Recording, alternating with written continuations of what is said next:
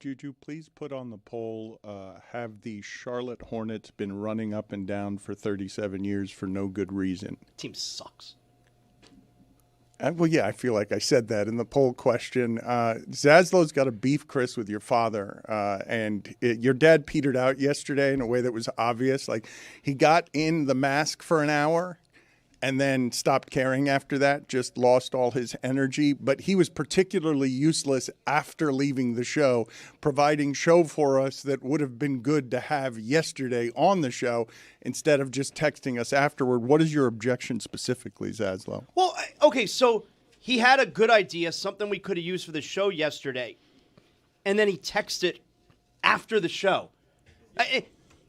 Does he write a column, and then 2 days later, after the game ended, he's like, oh, he gives to his editor, this would have been good to use. Ooh. In this case, he did the song before yesterday's show and just forgot to give it to us. Just forgot about it. So it'd be as if he wrote a column on time and just forgot to submit it. And it was like a day later after another game had happened. Hey, can I still put this column in? I did the work. He did a song about the 18-inning game. None of the Herald readers will notice. You guys want to hear a song about the 18-inning game? That was 2 nights ago? Yes. Technically 1 night ago. Hold on a second. We'll get to it in a second. Inspiration strikes when it strikes, guys. Well, but the inspiration struck in the song, and then he just forgot to give it to us during the show, and now it's a dated song. You know what? You guys better stop doing all your hijinks and distracting him and leaping on every little thing he does. He said 7th inning nap versus 17th inning nap. Maybe he would have remembered his song if you weren't so harassing all the time, the whole of you. He has been inspired. You've seen it in the show opens. Whenever he gets to sing, it's been a real career rejuvenation to see your father occasionally inspired by stuff, and it's usually song that inspires him. He invented the singing sports writer. That was not a thing in the media before he did it on ESPN radio 20 years ago. And about 3 years into that, he totally ran out of songs. He just started doing Take Me Out to the Ball Game and Row, Row, Row Your Boat all the time. You won't guess what this song is. Take me out of my misery. Let me go get a nap.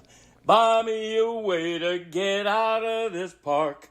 I don't care if I ever get back, 'cause it's root for an ending. Please put me out of my pain, for it's 1, 2, 3 more hours in the world's never-ending ball game.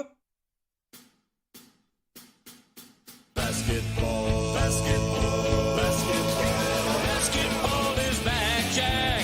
Time for our favorite winter sport. The summertime is over, so let's head down to the court. Time for the tip-off. Give me fast breaks on the attack. Will you shoot a 3 or take it to the rack? Basketball is back, Jack. It's a dream shake down in the post, or a killer cross you love the most. When the offense tries to run and gun,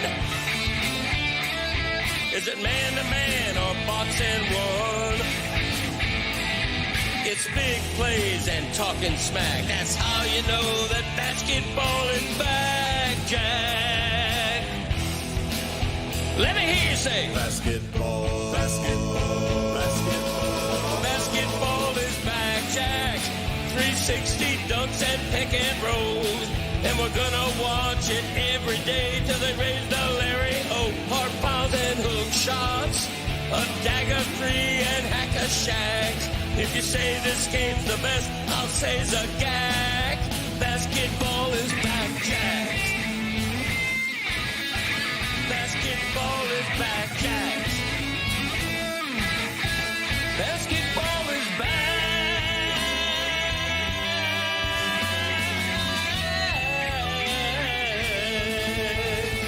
Basketball is back, Jack.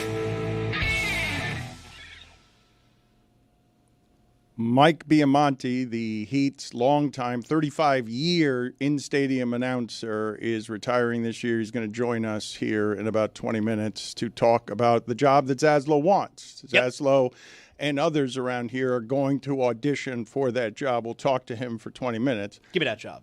I do not want to overreact to the first couple of weeks of these new seasons, but I am willing to say it. The Heat are good and the Panthers are bad. Okay, you're totally wrong about the second part. What the hell are you talking about? The second part is a ridiculous Keep thing going, to say. Dan. The first part, though, you might be right. Well, they are good offensively. Their bench is going to be good.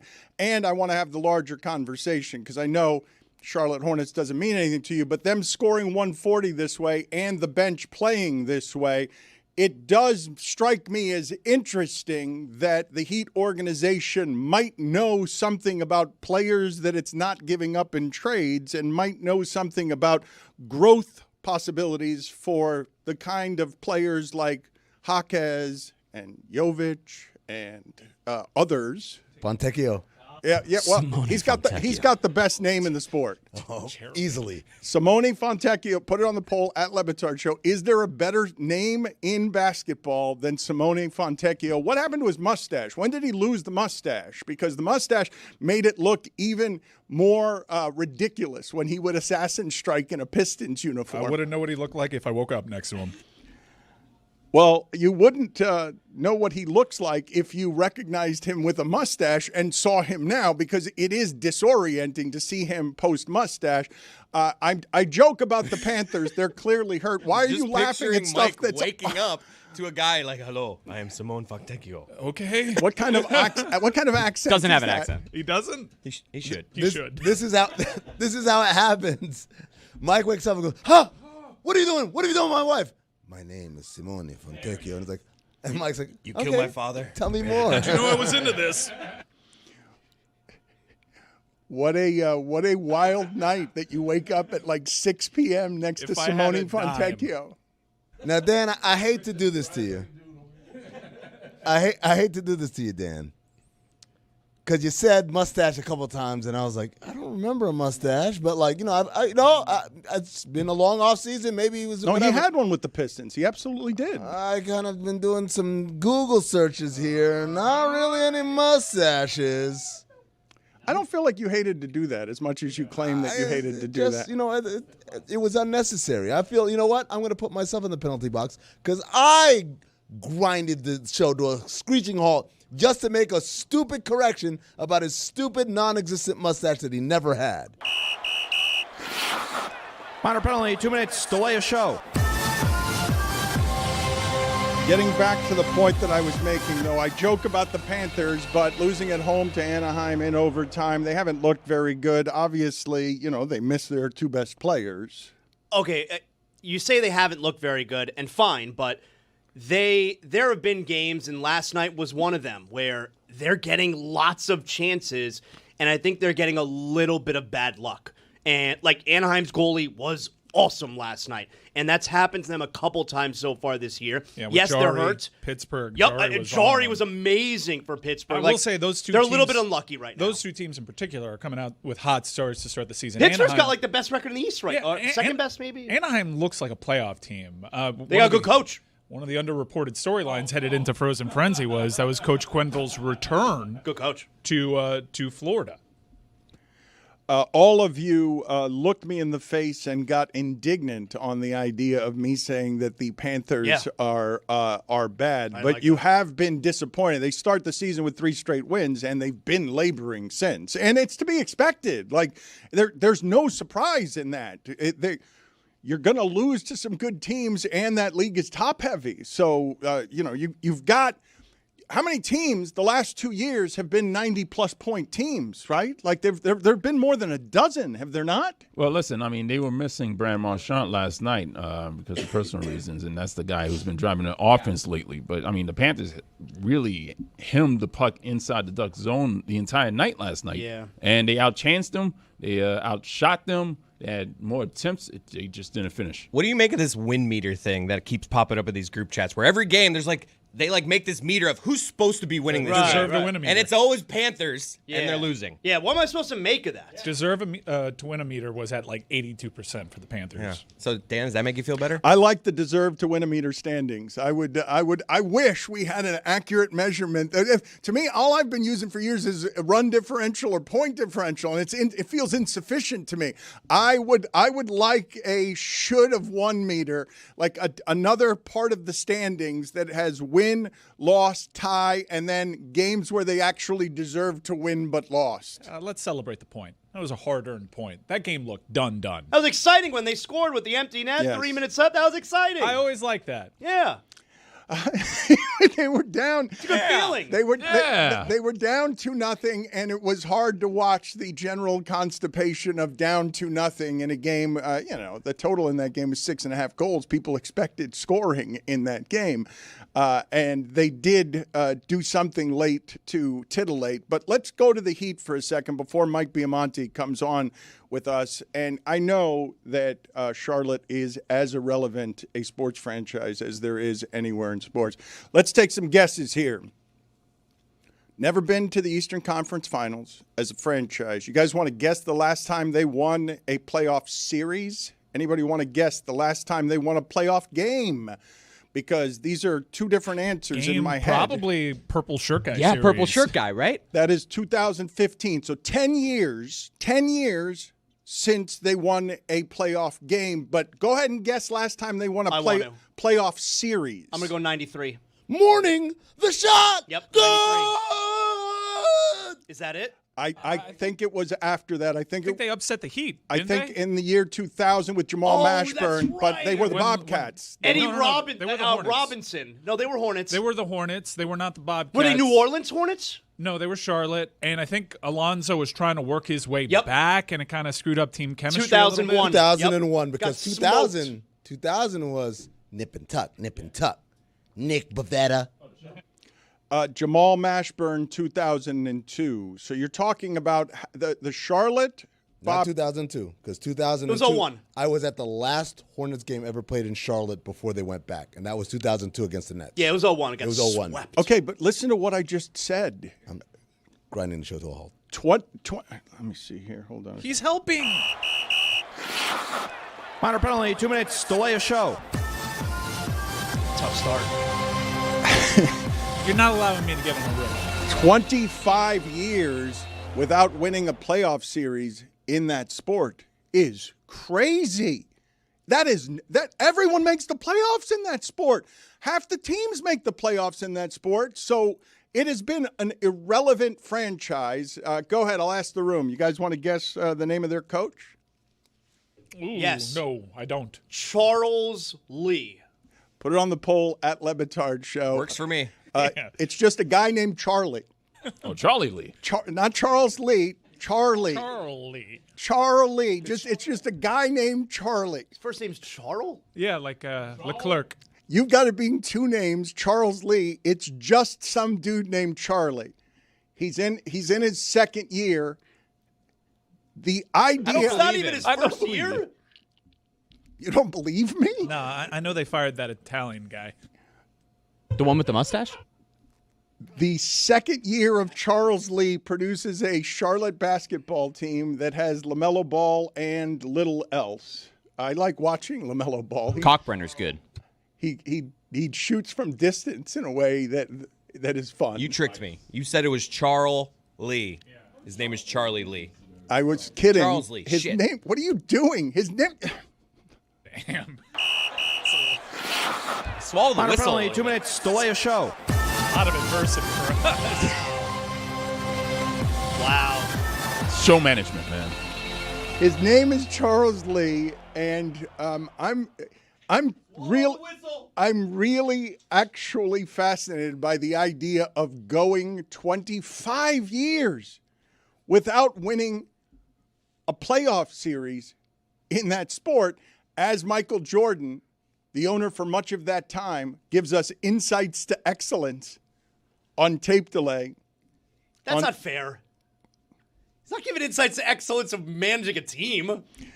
He's responsible for many of those 25 years of not winning a single playoff series. He's responsible for it. He oversaw all of it, and now he's giving us his insights to excellence on tape delay on Peacock. But let's talk for a second about what the Heat are doing, because without Norman Powell last night, they're getting a ton of help from their bench. This is now a handful of games that they've scored 140 in, and they scored 140 at Memphis.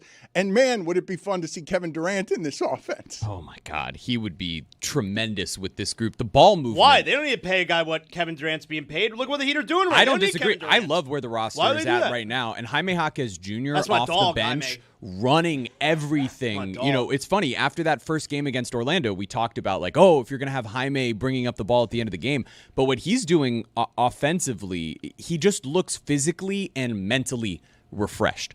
Because last year, he went through an injury early in the year with his legs. He had no burst. And, you know, last night he's getting through the lane and throwing down two-handed slams. He leads the league in plus-minus right now. And he's making threes, or he made threes last night. He doesn't even shoot many of those. Didn't he make two? I thought he made two. He did. He had a couple. I made one late. Okay, so you know what? What?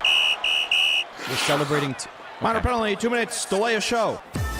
If you're going to correct me, be correct. That doesn't seem like too big of an ask. Like, it seems like a bare minimum ask. It's a great podcast. How you feel about Jaime Jaquez being a plus 43 last night?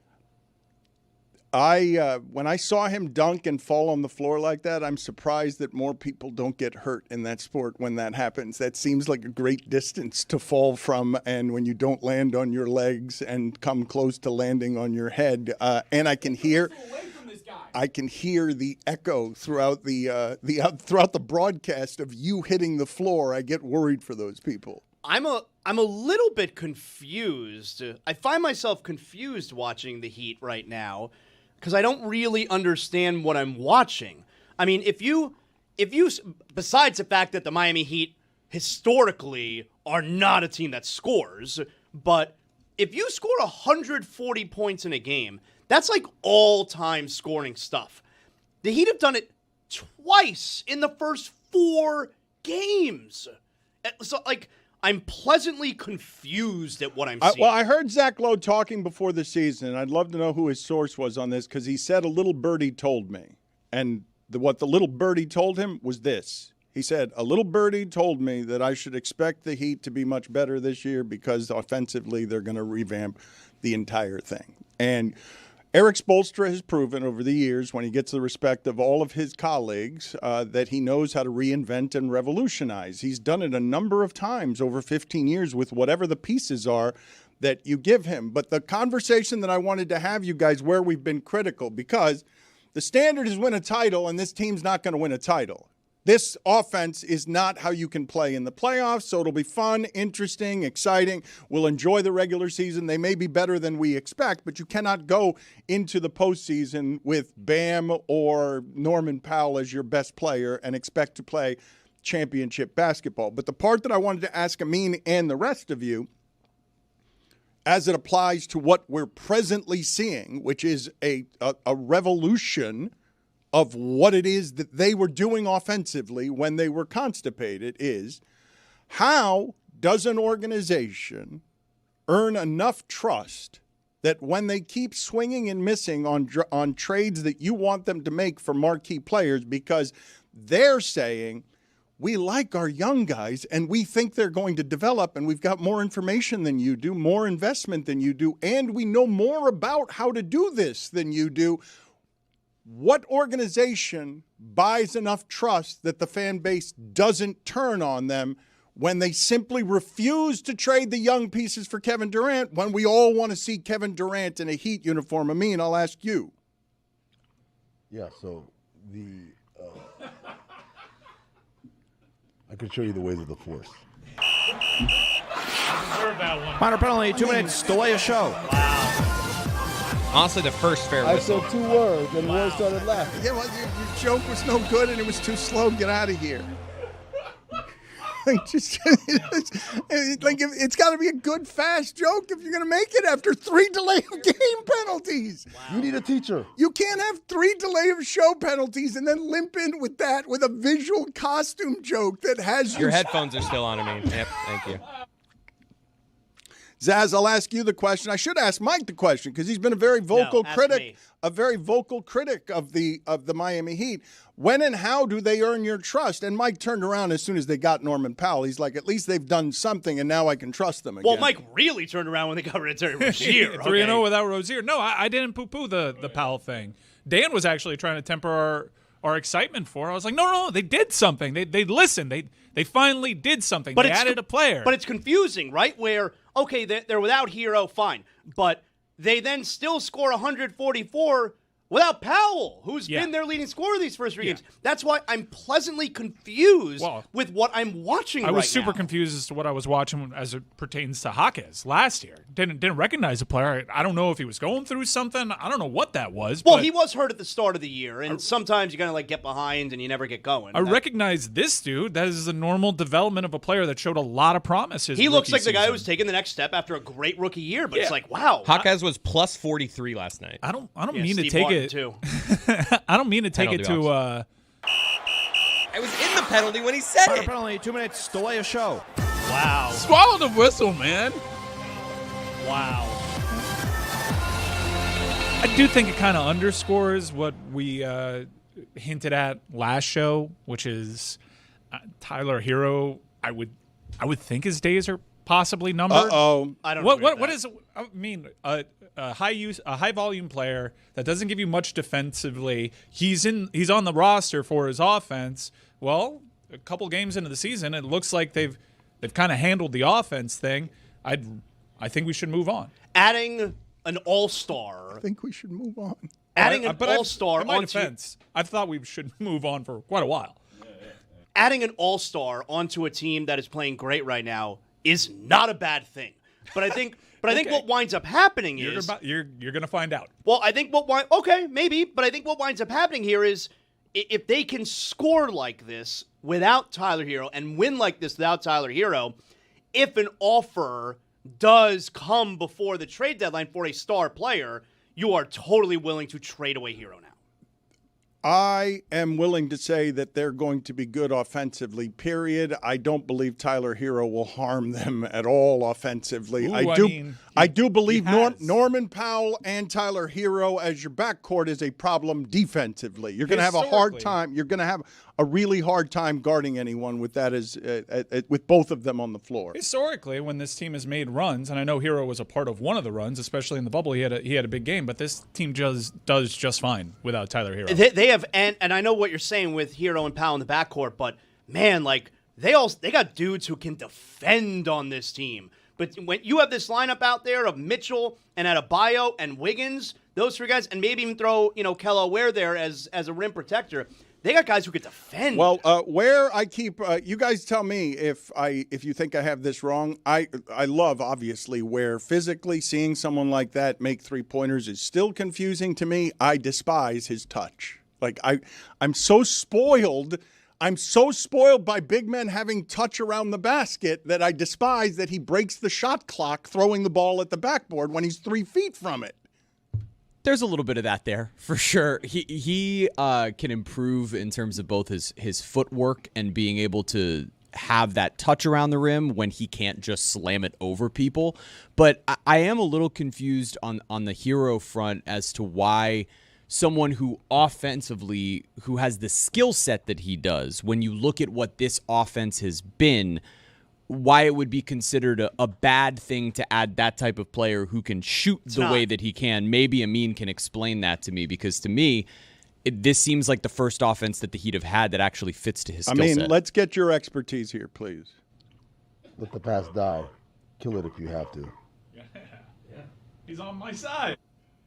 Isn't that what Mike is doing, though? Like living in the past of a run from 15 games 3 years ago? It's time to move on is where you are on this. I mean, that's what Mike just said while you were in the penalty box for the 3rd time in 20 minutes, a record. Well, that's not my fault. No, the reality is what you're looking at is a luxury, not a necessity anymore. Why are you guys laughing?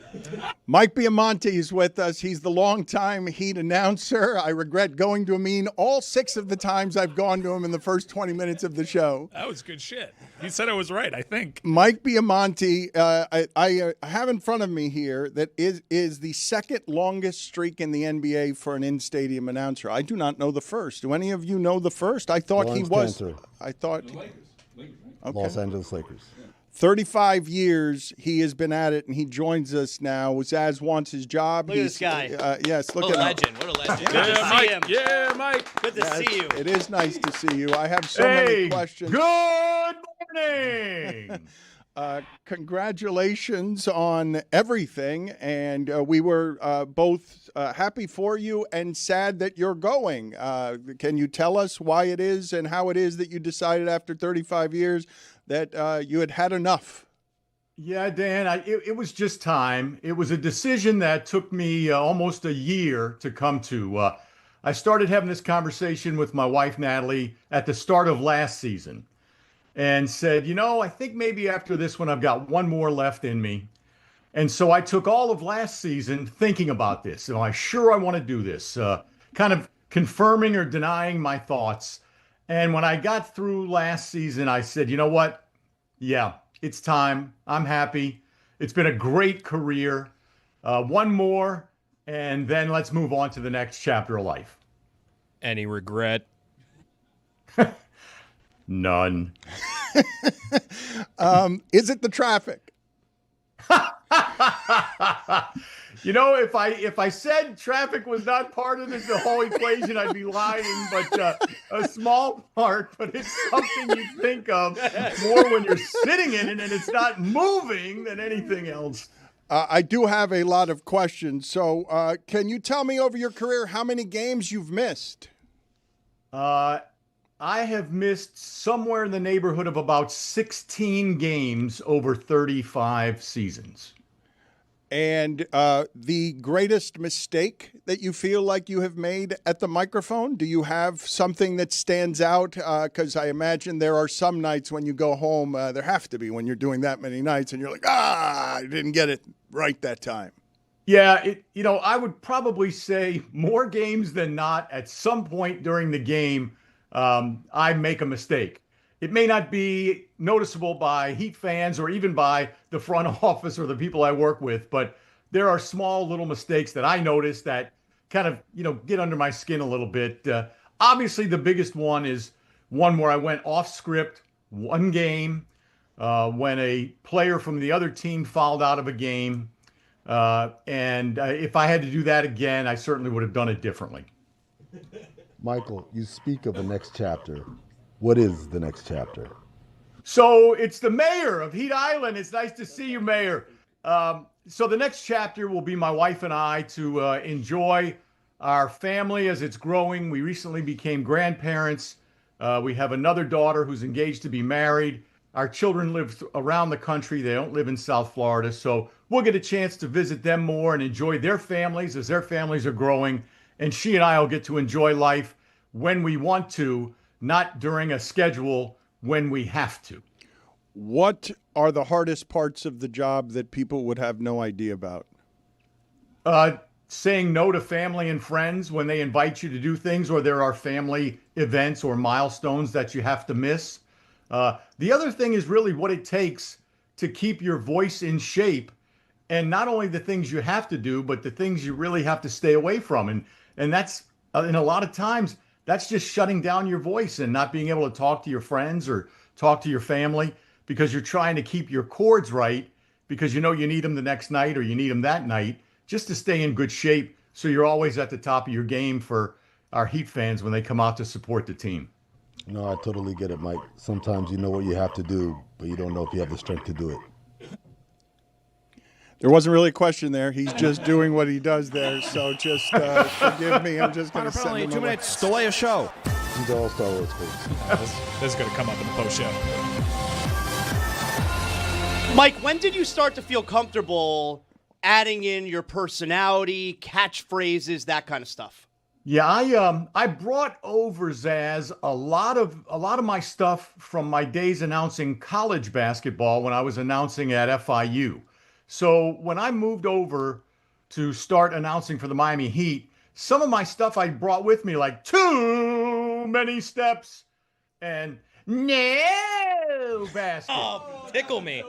And also 3. So I brought those over from my college days, and the team seemed to embrace it. The fans enjoyed it. They liked it. So nobody really wanted to upset the apple cart. So we ran with it. And since I had been doing that for, I guess, about a decade in college ball, it was comfortable for me. Some of the things that I brought to the table once I joined the Heat, including, and now stand up and make some noise for your Miami Heat. And then, of course, the iconic 2 minutes. Dos minutos. Those I was, I love it, Chris. Those I really felt comfortable with because of the fact that the team was so collaborative with me in saying to me, hey, we want you to come up with some ideas for some things to use in games. So stand up and make some noise and Dos Minutos were 2 creations that I was able to come up with, pitch them to the team. The team said, we'll take it. We want to try it. And obviously they've both been really successful. So a little of both, a little things I brought with me, but then that collaboration, Zaz, really made me feel like, yeah, we want to hear from you and we want you to give a shot at this.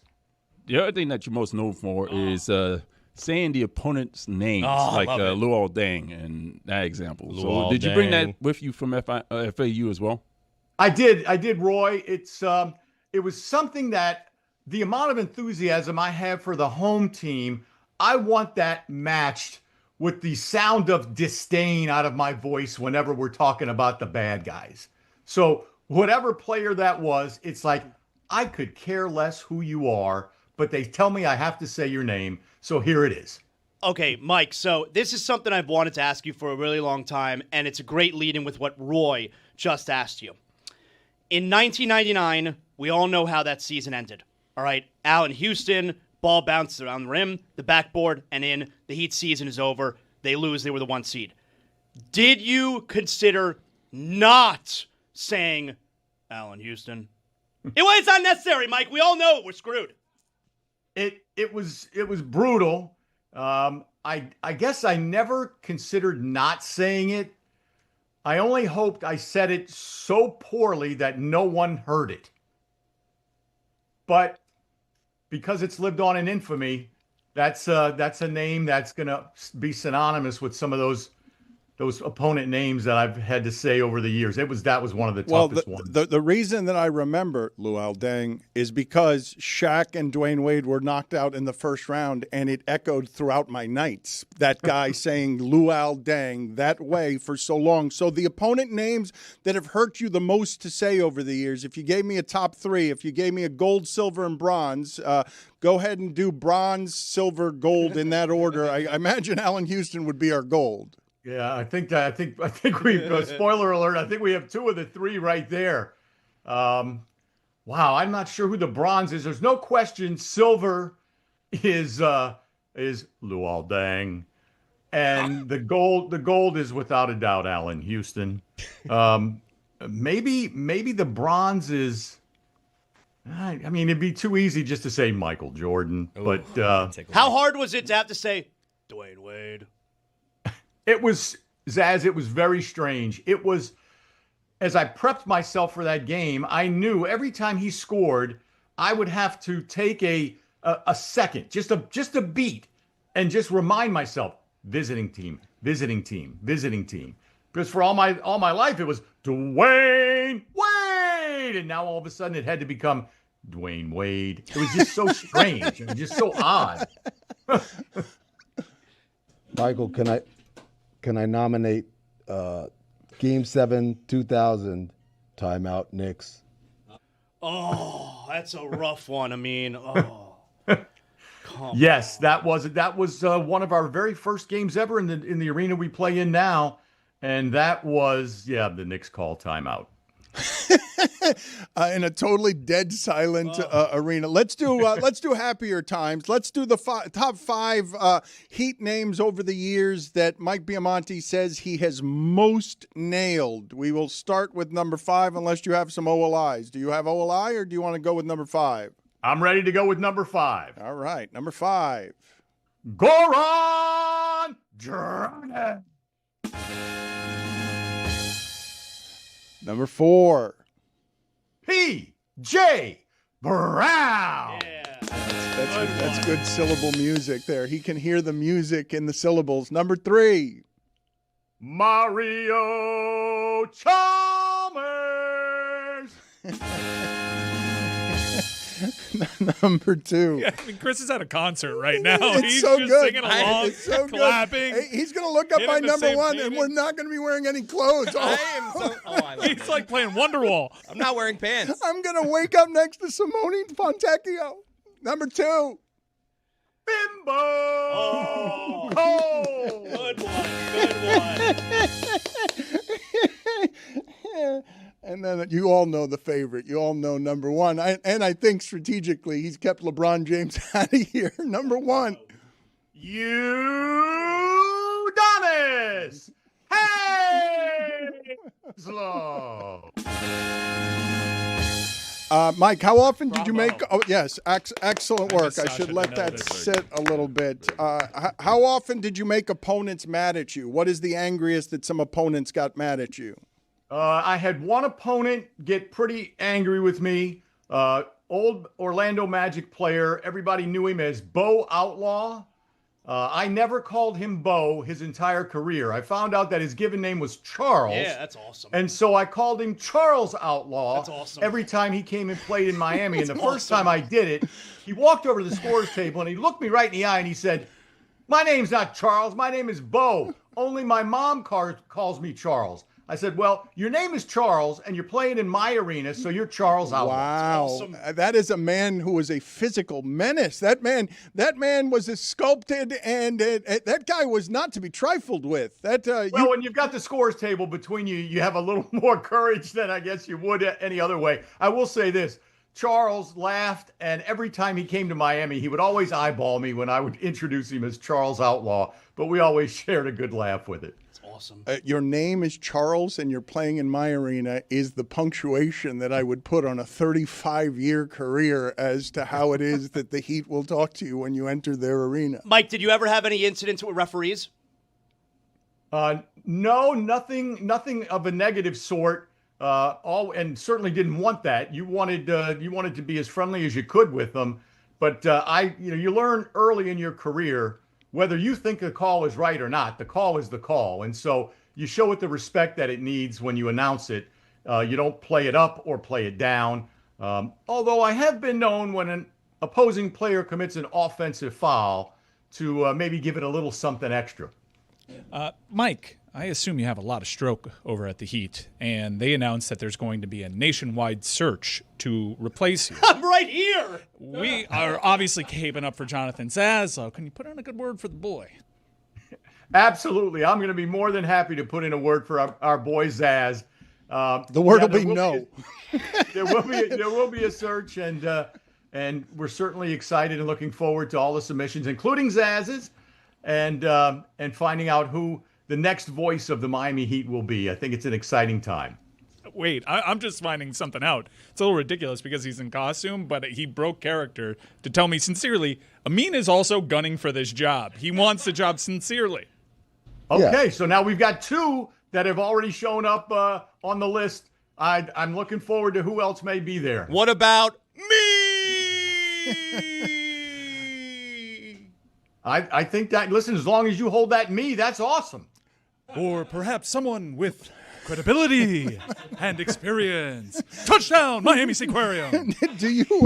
Do you have any advice for people who are angling for the job? My biggest point for advice would be, don't come in and try to copy what we've had there for 35 years. Be your own person. Be your own voice. Do it your way. Don't try to do it like someone else. I don't think that's going to work. Perhaps I am out. Do you think that you are going to get emotional here at some point before the last game? I can't see how I won't, Dan. It's been a huge part of my life and made so many friends and so many great memories. I certainly think I will. I just hope I can keep my composure and not show too much of a breakdown. But I can't see how I might not. Have you been taken aback at all by what has already, I'm sure, been an outpouring for you? Because people, when you said you weren't going to be back, there was an audible sadness in the arena. Yeah, since the announcement came out on Saturday, Dan, it's been incredibly overwhelming. Just the outpour of appreciation, of the nice comments. It made you feel kind of your age a little bit, as I'm hearing from people. Oh, since I was 4 years old, you're the voice I know. Those are nice to hear too. It's kind of been a generational thing. It's been, as I said, it's been overwhelming. I'm just so thankful for the relationship that I've had with these Heat fans for these 3+ decades, the love and support they've shown me, the fun we've had together. It's been amazing.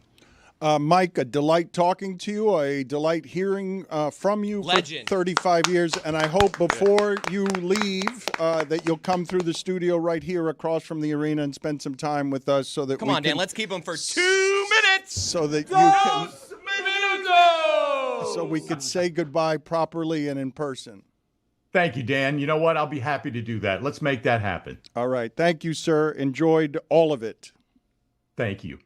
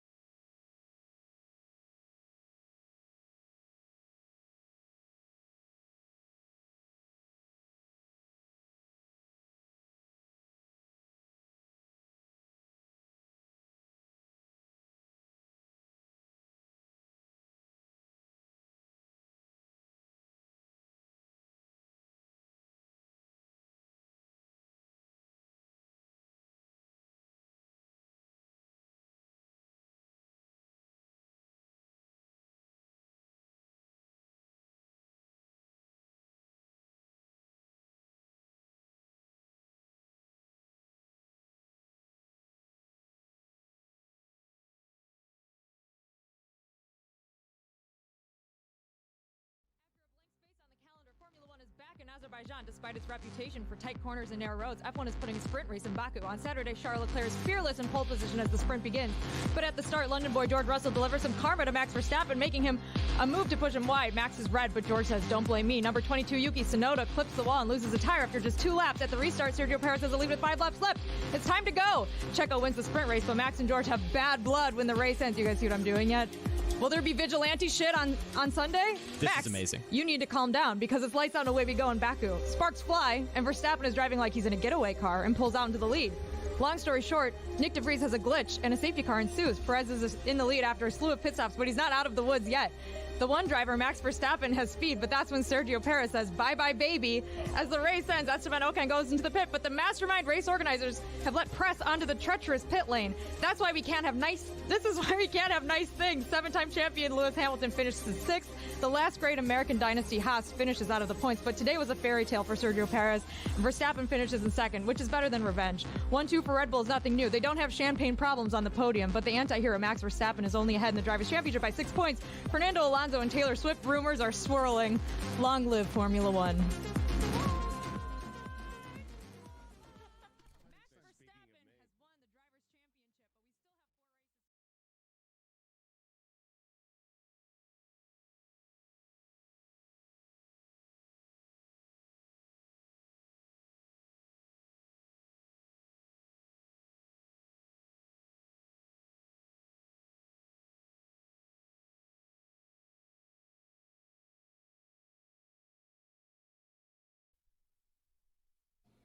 This episode of the Dan Le Batard Show is presented by DraftKings. DraftKings, the crown is yours. We are on the DraftKings network Monday through Friday, 11 to 2 p.m. You can also catch us on YouTube, obviously, Samsung TV Plus, the Roku channel, Vizio, Watch Free Plus, and there are many, many more. Peacock, NBC Sports Now, that's Monday through Friday, 12 to 3, and also Apple, Spotify, Amazon, Sirius XM Channel 85 as well. We are continuing to add more and more networking possibilities. What are you shaking your head about, Amin? Wow, look at us, man. We're everywhere. Hey, #1 podcast on Apple this morning when I checked. That is, I think we should get imaging for that. That we are #1 on Wednesday mornings when you checked. That's right. #1 sports podcast. I saw something driving to the airport the other day. Someone's going to have to help me with this. There was a billboard, and I think the podcast's name was only in Miami. I'm not sure. The billboard said #1 podcast in Miami,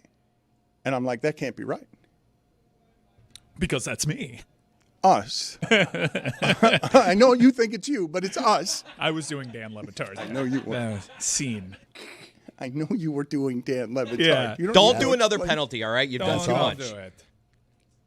But that can't be right. How can you say you're the #1 podcast in Miami when you're not? I mean, you can say whatever you want. Thank you, Zaz. No, that's false advertising. No, that's not. No. You can do that. You aware of what's going on in the world right now? So everybody can just lie to your rules. face? Prices are down 600%. Okay, so you no can rules. Just say whatever you want.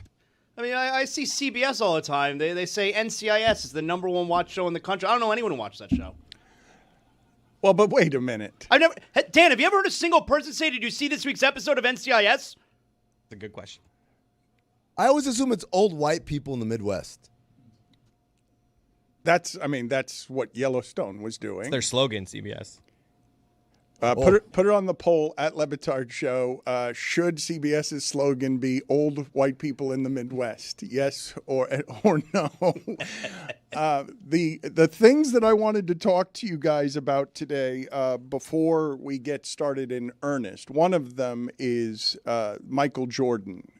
Michael Jordan talking. This has been received how? Because a pre-taped interview that Mike Tirico did before the season that is going to run all season and be insights into excellence and is just old guy saying, in my day, I played all the minutes. I think it's been received pretty positively.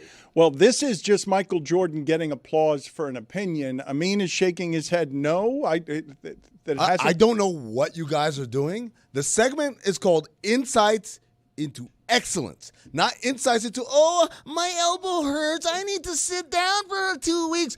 Excellence. He is excellence, and he's giving us his insights into it. That's it. That's the segment. What are you guys searching for? More and better. Better than Michael Jordan? Look, I can understand wanting more. Better than Michael Jordan. I did better. And also, more, you know what they say? You leave them wanting more. This is show business, kid. Wake up. I don't want more of this. What? You're lying. More of You're this. lying. No, more of this I don't want. More of a taped interview. Milking a taped interview all season is not what I want. Would you feel better about it if he had different clothes on and it seemed like a different day? Yeah, that would help. I probably would. If you change the locale once in a while, you know what? It's an excellent production note by you. Yes, that would help so that later in this season, when they're giving me the last drivel that they haven't already given me, generally speaking, when someone sits down with Michael Jordan or anyone for an hour, what you get is the 3 best minutes. Here, you're going to get the whole hour. You're going to get everything he and Tirico talked about spliced out over time so that by the finals, there's nothing left but Michael Jordan giving you cliches because they had to give you the best stuff early. So here's Michael Jordan giving you the most predictable position possible about load management. Everyone's going to applaud this. Play as much as Michael Jordan does.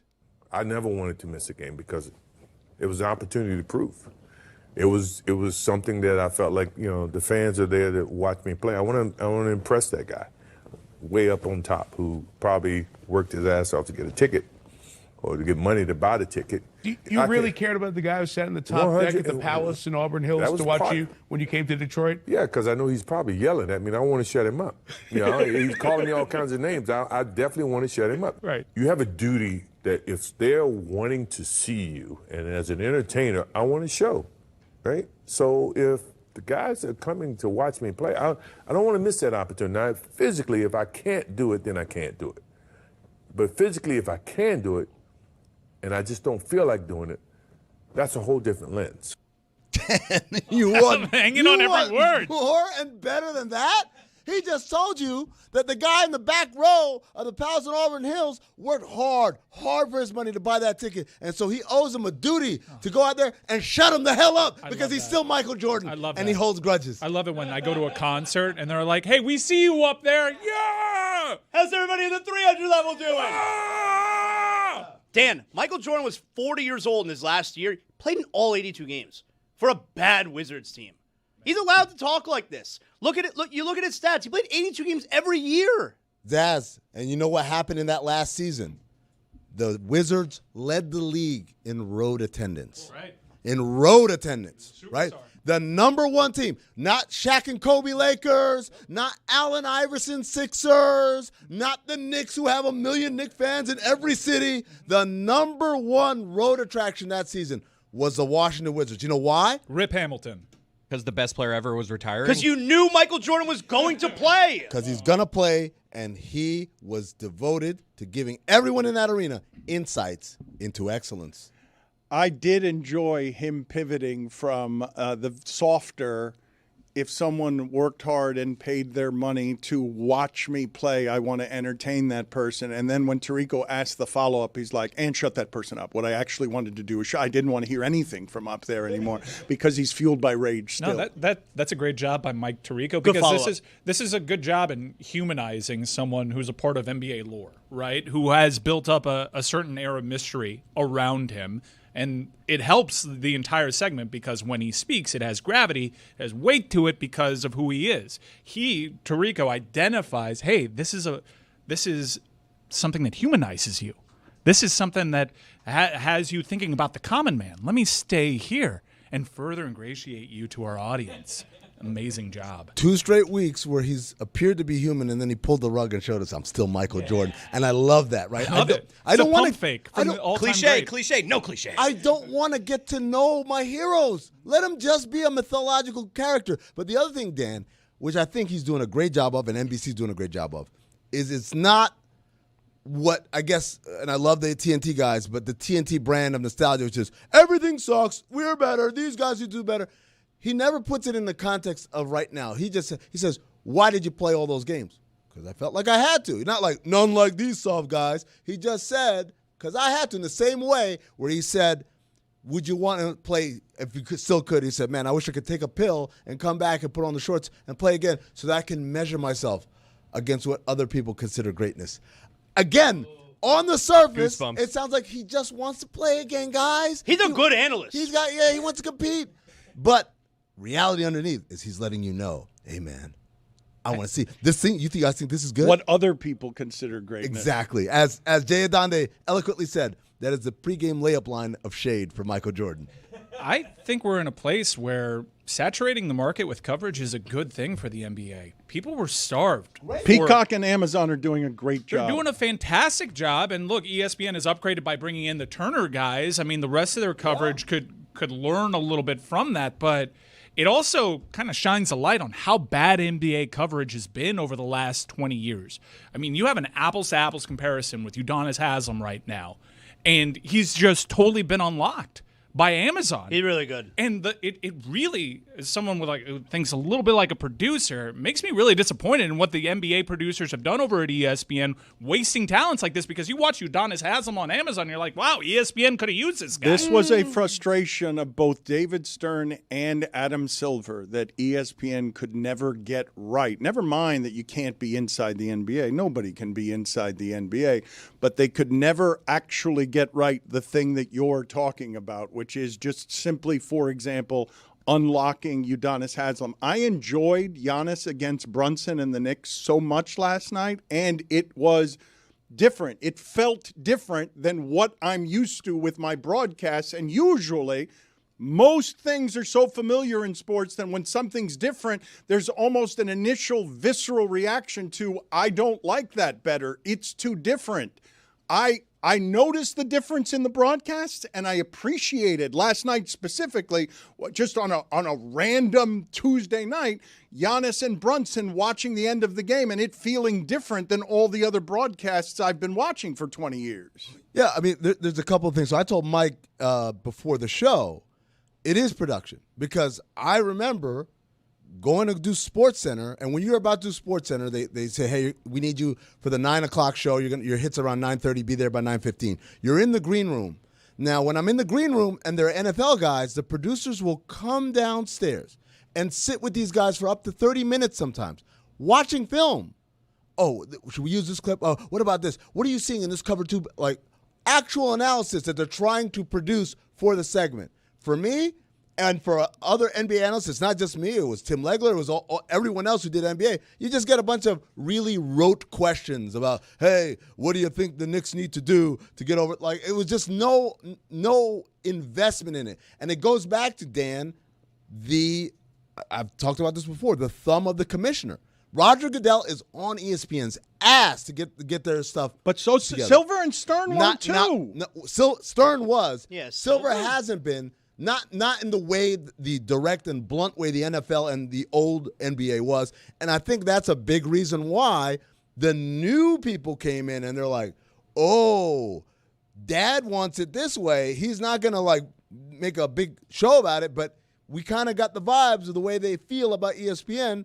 They want it to be done a certain way. And the curious thing about it is the two networks are doing it in different ways. As we said, NBC, playing nostalgia, right? But not a nostalgia of this thing stinks. It's just like, hey, this is cool. This is all part of the same tapestry. So Bob Costas doing monologues for both of those games last night immediately upped the value. Immediately. It went from just, okay, there's a game on, to, woo, oh my God, what are the stakes here? The Knicks and the Bucks? Whoa, they were both good in the 70s, and now they're good again? And like, it sets everything up for you. Man, it's weird. I learned last night that the Warriors have the third most titles behind Boston and LA. Like, I know that conceptually, but it shocked me hearing Costas say that. But that's what those things are for, to drum up those emotions. Meanwhile, Amazon is like, we're going into the future. The court lights up under them, and Taylor Rooks is over there in the corner, and there's a circle around there, and they're doing it a different way. Not better, not worse, just different, but they're all a higher production value and a higher level of care from the production than the predecessors. It's such a great point that Amazon feels like it's moving into the future. Like, you're watching these guys break down the game, and so what's great about it is when you have, it's Blake Griffin who adds his fun personality to it, and Dirk and Steve Nash and Udonis Haslem, and these guys who have a taste of what the previous era of basketball was, but can explain to you how basketball is changing with not just X's and O's that you're watching on the screen, and you're seeing people circle stuff on the screen and break things down the way that at the best of moments on ESPN they've done with Tim Legler. It's not a film breakdown in that way. It's them standing on a physical court with shadows underneath them as they set up what a team's offense looks like. And to see these guys not pitted against each other in some sort of debate where they're talking about what's going to happen with Giannis's future in a game that doesn't even involve Giannis, they're actually just breaking down the game. So when you go into that game or you come back from halftime, you actually have a better understanding of what you're watching. And when you can watch something and feel informed, that's when it's the most fun to be able to watch. What Jeremy is describing, ladies and gentlemen, is a lot of broadcasts, they want to go to predictive. Who's going to win? Who's going to do this? Who's going to do that? Predict it. Tell the future. Tell me what's going to happen. When the customer, a lot of times, doesn't even understand what just happened. Exactly. And so those guys are taking the time to say, this is what's happening. Not just this is the play, Jeremy, but also them telling you the options, right? When Udonis is saying, when I get here, I'm going to roll really hard because might be my only opportunity as a role player to get the ball. They're not going to call plays for me, right? Where Steve's telling you, I'm reading where the defender's going. If he's going under, then I'm going to take a step back and now I've got the shot. But if they try to lock and trail, I'm going to go this way. It is explaining and teaching people basketball rather than trying to predict the future. That part is huge because you have analysts, you have all this new blood, guys that aren't too far removed from the game. And while TNT was the industry gold standard, they have a cast that is largely filled with guys that haven't played in 25-plus years, you know? Shaq's a guy that was most recently retired, and we haven't seen Shaq since the 2010s. There was an evolution in the game that wasn't unlike baseball. You know, like there was a huge analytical shift to the entire sport, and you didn't have guys, God bless Kenny Smith, you didn't have guys that could actually explain what was happening and the nuances of the game, and you don't realize that you're starved for it until you start getting those options. Mike, you know what's weird? It's not that they couldn't or didn't know how. And I know I can speak very confidently. This is about Shaq. Maybe not Charles, probably not Kid, but definitely with Shaq. He understood the new way of playing. I tell the story all the time. The year the Warriors won their first title in 2014-15, I saw him in Phoenix, and he said to me, who do you think's going to win it all? I said, who do you think's going to win it all, big fella? He said, no one's beating them light-skinned boys out of Golden State. That's what he said to me. He said, they're going to – this was like in January or February he said this. So – and now on TV, everyone will be like, Shaq says, you shoot too many threes, give it to the big man. But in reality, Shaq's like, no, that's how basketball is played. And then he pulls out his phone. He shows me his son, Sharif, who at the time was a sophomore in high school, 6'9". Everything he was doing was perimeter, shooting threes. Like, I'm teaching him everything facing the basket because the way I played doesn't apply anymore. He knew this. But when Shaq goes on air, he feels a responsibility to defend his era. And the way we did it was better. And Charles, I think, actually feels that way. And Kenny, Kenny gives his analysis, but he's not going to push back too hard on the other two. And that's how you get a broadcast that says everything now stinks and everything the way we did it was so much better. Can you guys look up for me when it was that Kenny joined Charles? And I want to go through the evolution of that. Pretty sure Kenny was first. Kenny was first. So forgive me.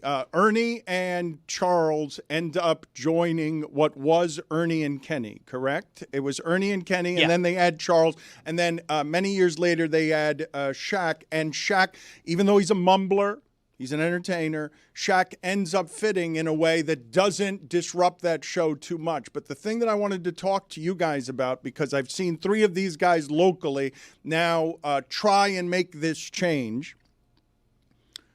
We're talking about in Udonis Haslem, Dwayne Wade, and Jason Taylor.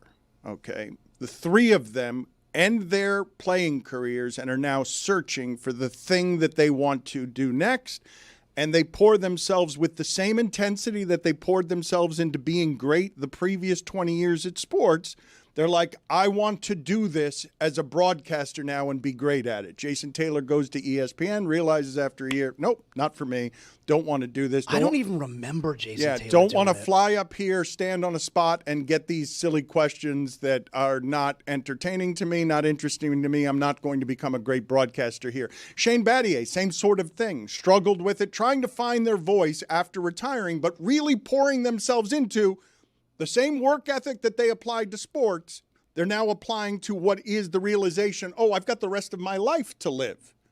So Jason Taylor says, nope, I'm going to coaching, and now is going to be a head coach somewhere, is doing it the hardest way. You never see a Hall of Fame coach deciding to be a defensive line coach on a college team. That's not a normal thing. So Jason Taylor has chosen his path. Dwayne Wade, broadcasting, He liked it, did some of it, but has bigger power moves in play. The interesting one to me is Udonis Haslem because he has been unlocked by Amazon. And when I saw him on First Take in a suit, right, in a suit and tie, I was like, that doesn't feel like Udonis Haslem. Suit and tie, all buttoned up and like playing within confines. And he was limited trying to do First Take, did his best, but now clearly has the space and is super serious about being good at it. So he is going to be good at it and is already leaps and bounds better than he was 18 months ago. He's excellent.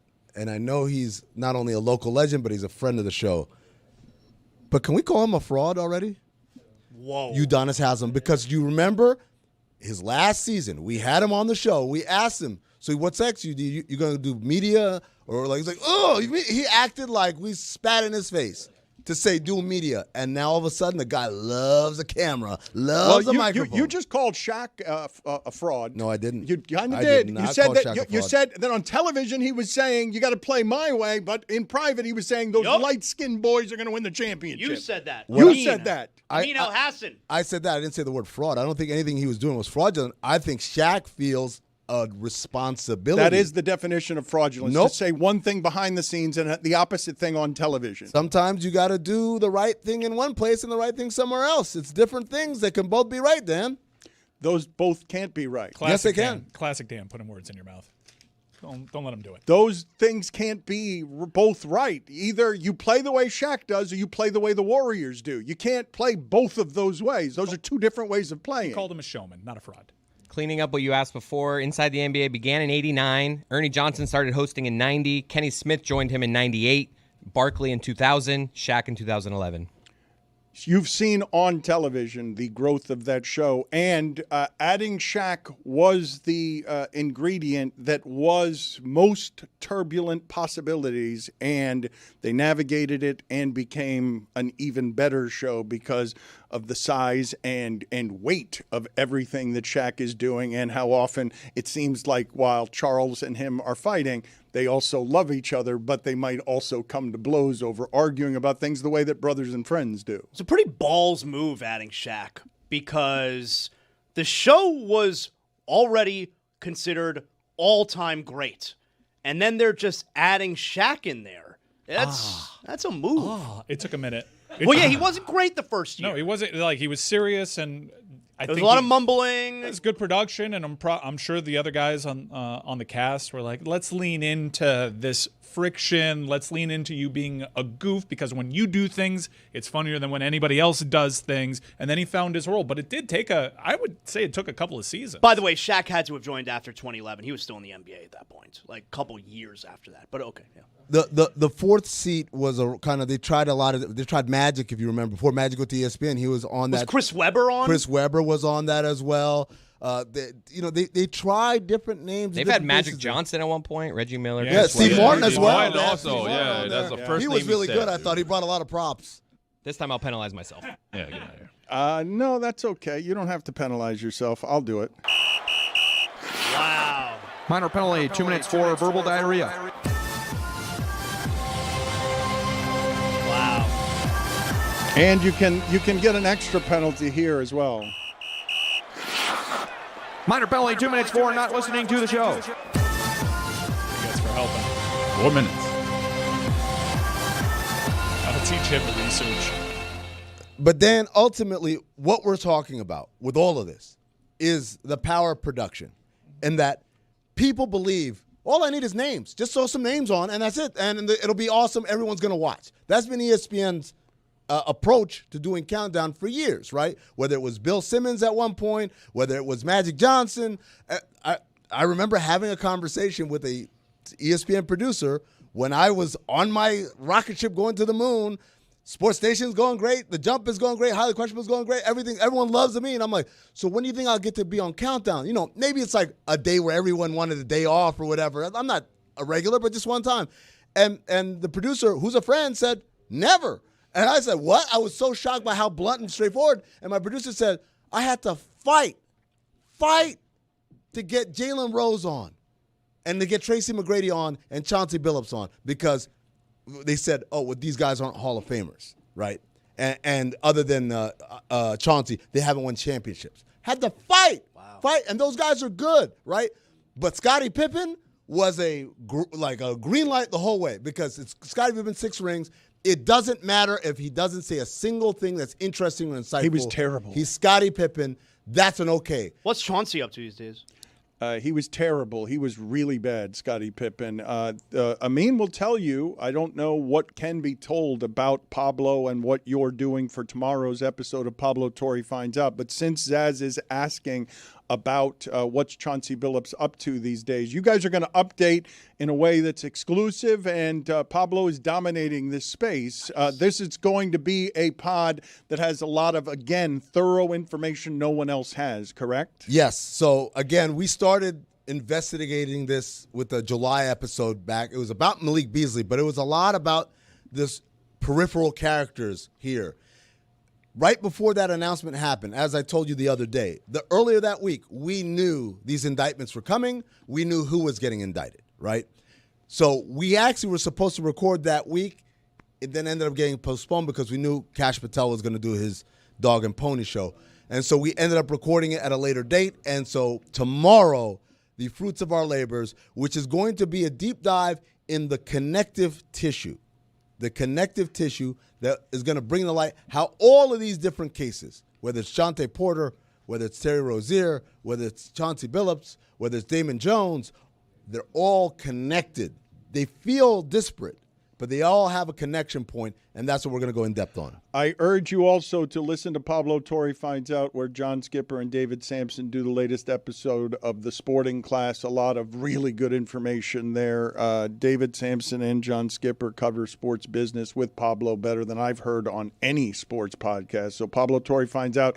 It dropped at like 2 o'clock in the morning, that one, for the insomniacs out there. And tomorrow's episode is another one where he's got more terrain that he is covering with Amin and others that just others have not been able to do. Pablo is lapping the NBA media when it comes to a lot of his coverage. Because, Dan, we're not chasing tidbits of information or factoids of things that are about to happen. What we're chasing is tangible evidence, documents, testimony, evidence that even provided by some people unwittingly. That's what the hallmark of the reporting has been, at least on the things that I've worked on with Pablo. And every time there's stuff that I know going in, and there's always stuff that I get shocked and surprised by. And guess what? Tomorrow I'm shocked and surprised by something, and there is a Miami reference in it, so stay tuned. Pablo Torre Finds Out tomorrow at noon is when that one is dropping. We'll have Pablo on to talk about it. We were talking before about Amazon and how futuristic it is. We're trying to keep up with Amazon by taking tape-recorded calls from listeners. That's how we try to keep up in the future with Amazon. The telephone number is 305-486-GOTS, 305-486-4689. It's the Boost Mobile Hot Take Line. And it's presented by Boost Mobile, the newest 5G network in the country. You guys are such fat slob indoor kids that Andrew Luck riding a bike to work is totally unbelievable to all of you. We as a human society, we breathe too much. Cornhole. No thanks. Dave Damashek has made me hate the Pittsburgh accent more than the Boston accent. Jeremy looks like the kind of guy who brings his own helmet when he goes to rent a Segway.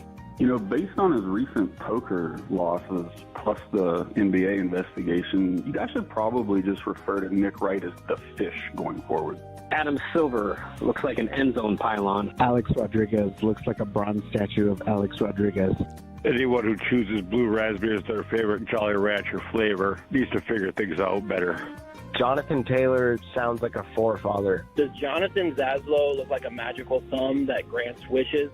There's not one deep pass out there, da-na-na-na-na. No one to hear our prayer. Tua, you can't throw the deep ball. Won't somebody help us chase the Dolphins' curse away? Tua, you can't throw the deep ball. Won't somebody help us chase the Dolphins' curse away?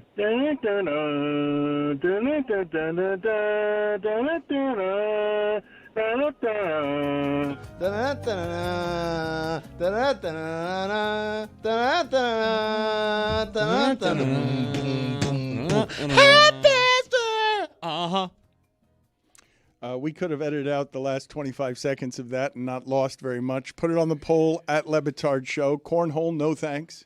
Yes or no? Who says that? And also, does A-Rod look like a bronze statue of A-Rod? Spot on. I'm looking forward to the documentary that's coming out at the beginning of November, HBO Max, Alex versus A-Rod. I would be curious, though, how much he had control over the content. You'll be able to figure out pretty early on by watching it whether or not he was controlling the content or not. I would recommend to everyone listening to this, I'll actually tell you guys a story that I have not told before. that was wildly interesting to watch happen in real time with A-Rod. Billy Corben and Raconteur, they only make good documentaries. They don't make any other kind.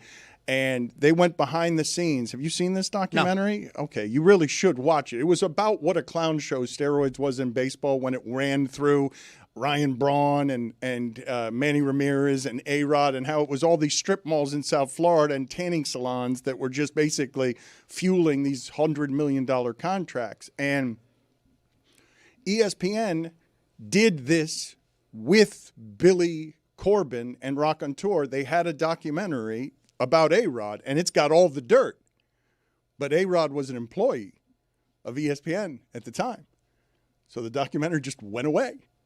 It's no longer on ESPN, no longer going to be made by ESPN just because A-Rod was an employee at ESPN. And thankfully, they didn't just kill it, because they could have just kept it and thrown it in a closet, but they allowed it to get made. Can you guys get me the name of the documentary? It's worth watching. I'm guessing it'll be better. If A-Rod had any creative control over the one on Max, it will not be as interesting as this one was, which didn't have A-Rod in it, but took you through the dirt of Miami and how, just what a clown show. You guys think this FBI stuff and this NBA investigation stuff is stupid? You should have seen how far behind Major League Baseball was on steroids and how poorly they investigated the stuff that changed their entire sport. Billy Corben got into the thicket of that. Get me the name of that documentary. Yeah, Screwball. Thank you. And it's really excellent. And I recommend it to everyone who's listening here. Can you also get me, Chris, the useless sound montage? Because we have gone too long in the week without getting to all of the useless sound from the football weekend, and I want to unleash that on the unsuspecting public.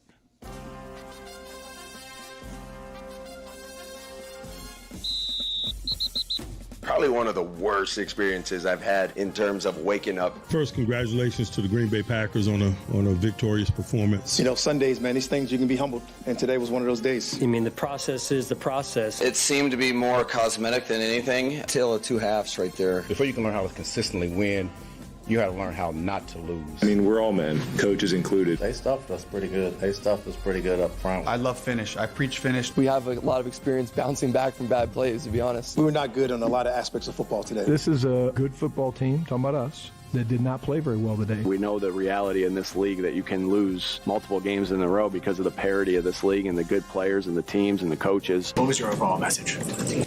This is sort of the swag I think we got to continue to flow over to next week's game. The way I understood it was a Benadryl type situation. Different attitude, different energy, finishing plays. Really was more how in terms of how we do things. I don't think he took Benadryl. I don't know what he took. I wasn't very good today. I don't think Flus thinks he was very good today. Clayton doesn't think he was good, very good today. We made the points when it counted, so it was a good team win. This is a game of players making plays, especially in crucial times. There's some good moments and some not so good moments. In football, it's always us, all of us. We just simply got to get a lot better in a lot of areas, in all areas, but some really specific areas. I think someone needs to step up and lead the group. I have a lot of trust and faith in them, and it didn't work out.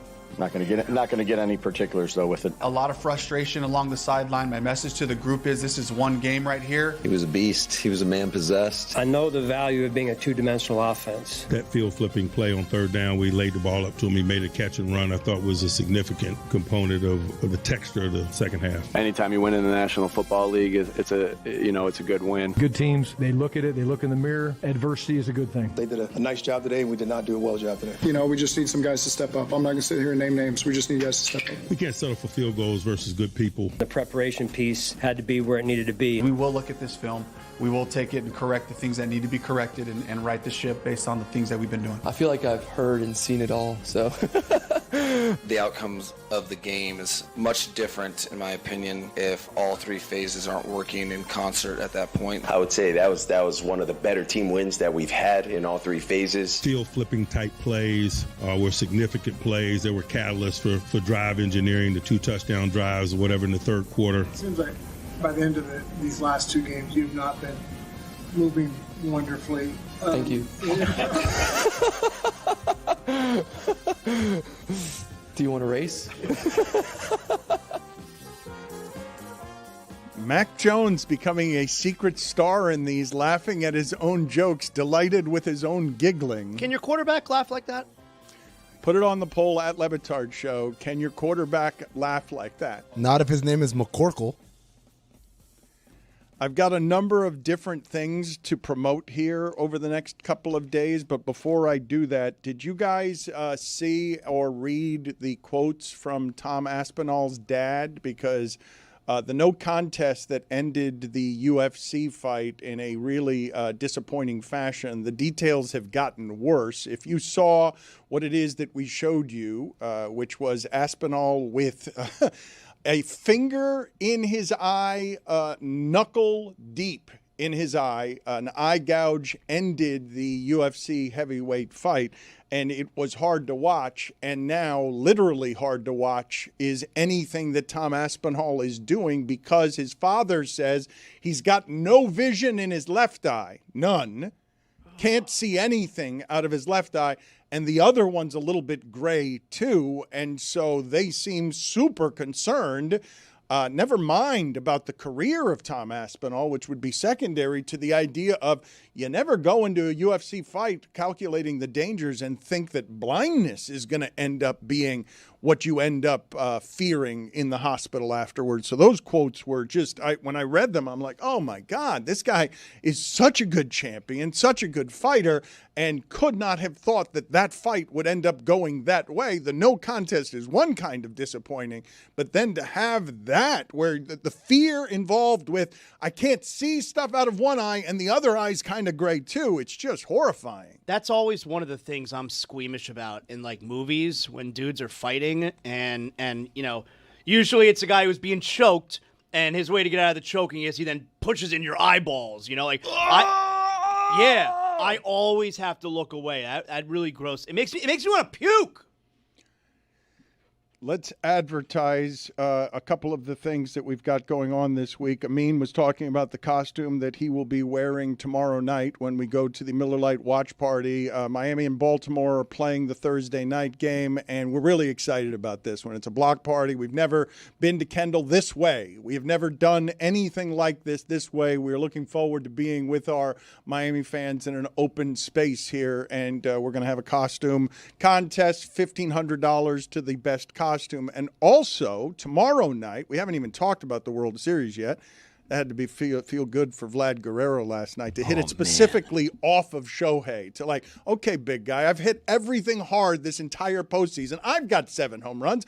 I'm kind of great, too. To take a 2-1 pitch from Shohei to when they needed Shohei last night to stay out of the bullpen, the Blue Jays tie that series. Jeremy, tomorrow night, is going to throw a watch party on YouTube with an assortment of guests. Pitch Clock Live is basically what you're doing, right? Absolutely, and even better news, it's actually tonight. Whoa. You don't have to wait. Game 5 is tonight, and we're going to be doing a watch-along on YouTube. Myself, Chris Cody, Ethan's going to have some trivia games ready for us. You might see June Lee. You'll probably see Aram Layton. You might see Marlins broadcasters. Maybe David Sampson. Probably Adnan Virk. These are the answers that we've gotten from these folks, what including, about your girlfriend? Hey, Jane Levy. She'll be there at intermission of Damn Yankees because she accidentally bought tickets before she figured out it was going to be Game 5 of the World Series. All those names and more celebrating baseball Game 5 tonight, as the winner has a 64% chance of winning the entire World Series. It is a genuine World Series, right? This feels like a more genuine World Series than all the other World Series that have been played before it, because you've got an American team, you've got a Canadian team, and you've got stars that are Japanese in it. Like I know that World Championship is often what we say in the NBA, and it is because the world is playing in the NBA. But this is the first World Series that feels like this feels most like a World Series, given that you've got Japan, Canada. Japan and Canada probably care about this more than America does. The moments last night were a Canadian-born Dominican hitting a homer off of a Japanese legend, and then Andres Jimenez, a Venezuelan guy who came through the Dominican Republic at the New York Mets Academy, singling to advance the league. That's the type of internationality that exists in this World Series. It has been spectacular, and it has lived up to anything anyone could have hoped for it as we head into Game 5. This is why you're the boy toy that Jane Levy loves more than all the other boy toys she has. Jane, thank you so much for taking the time to join me today. For you, boy toy, anything.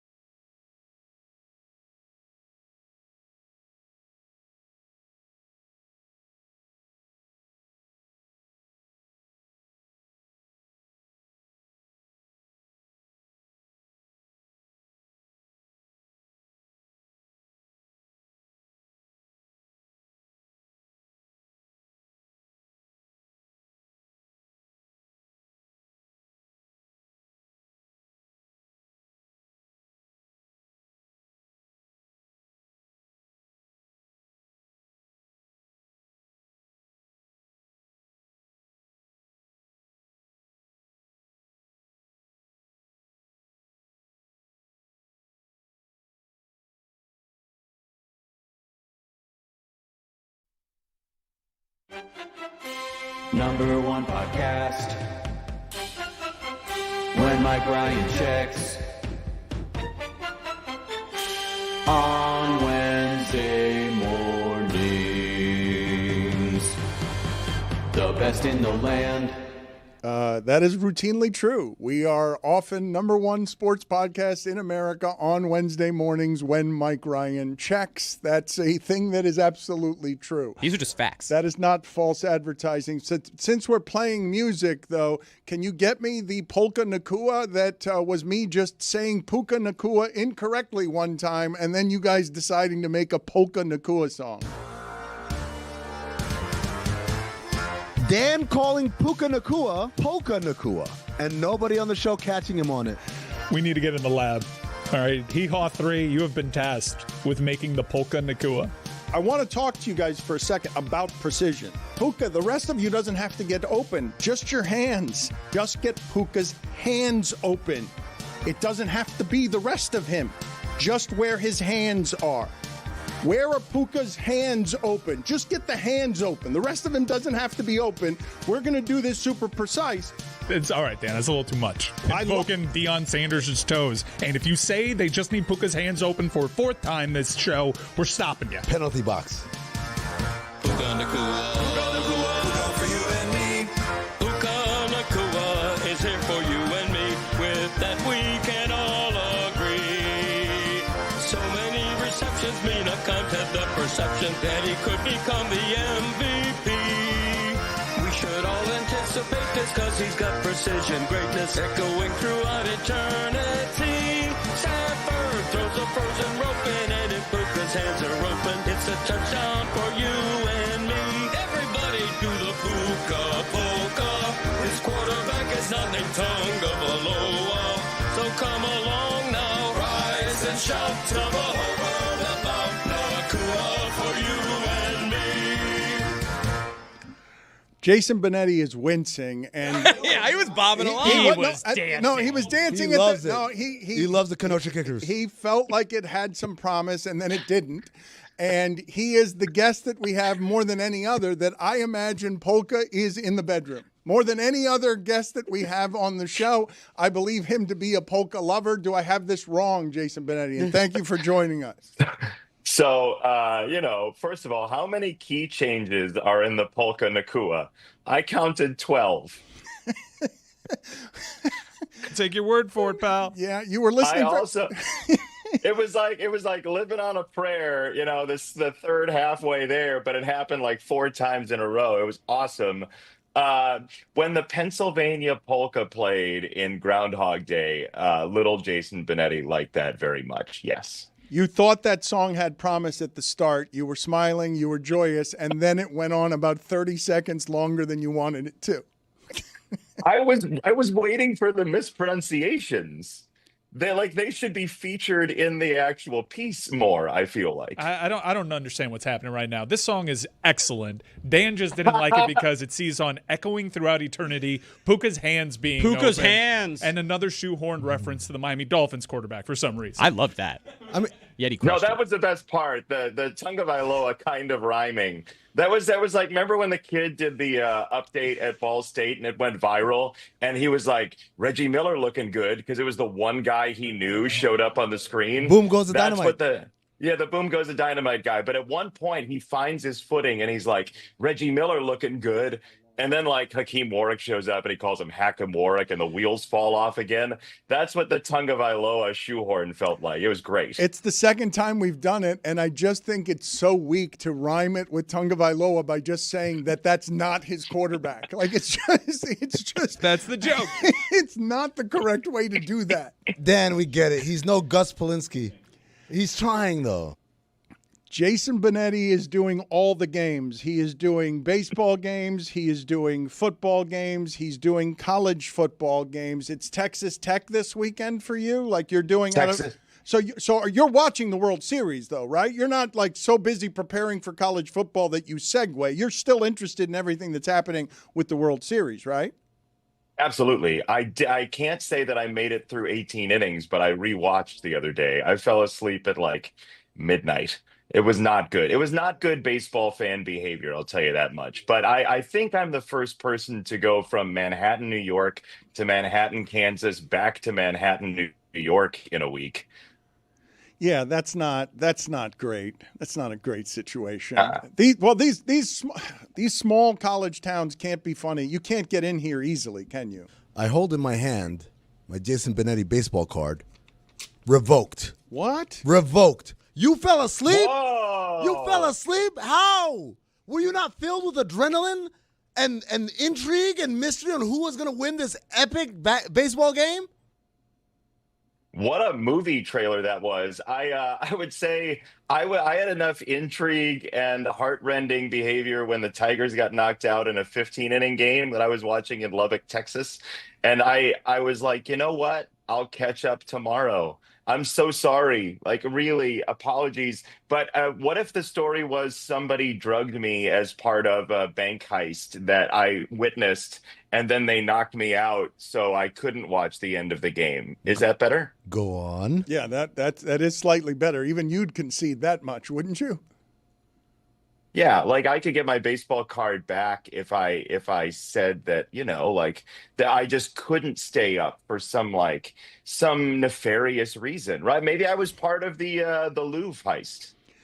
Can we segue here into something that I'm No. shocked by? I'm shocked that Chris Cody has never heard "Boom Goes the Dynamite." He doesn't know what it is. What? He doesn't know anything about what "Boom Goes the Dynamite" is. He doesn't understand the reference. So we'll get the video here in a second to play it for him. Because if you get secondhand embarrassment for people, you will get some second. Look at Benetti. He is shocked that Chris Cody doesn't know what this is. So we'll play it for Chris Cody in a second. But I want to talk to you for a second about what we witnessed before you fell asleep and after you fell asleep in that 18-inning game. Yesterday we were talking, and I don't think we're prisoner of the moment, to say that we're watching Babe Ruth in real time against 100-mile-an-hour fastballs. We're watching the modern-day Babe Ruth. But where would you go if I said that Shohei Otani is the single greatest athlete that we have ever seen? Now, we have not seen LeBron James or Shaq as a tight end, for example. I imagine they would be great tight ends, and I imagine if they played both sports, they would be great at both sports. But Shohei is doing two different things in a sport that only one other guy has done reasonably well. I guess you could say Rick Ankiel, but there aren't many who have done it in a Ruthian fashion. There are only two. So where do you land as an observer of sport on Shohei Otani possibly being the best athlete that there's ever been?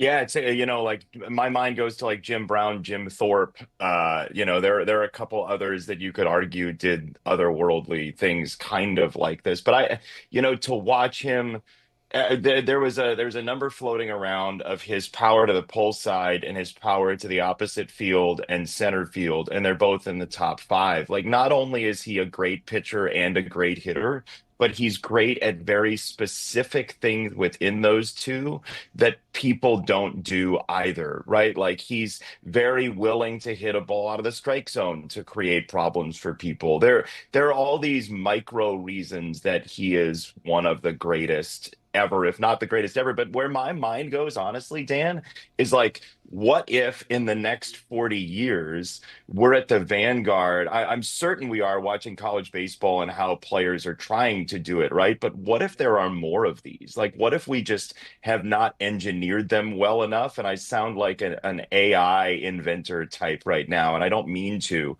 But like, what if there are ways to create this and study him and do more of that? Like, what is the end run of all of this? Or is he the only person, because of the way he's built, because of genetics, because of his musculature, like all this stuff?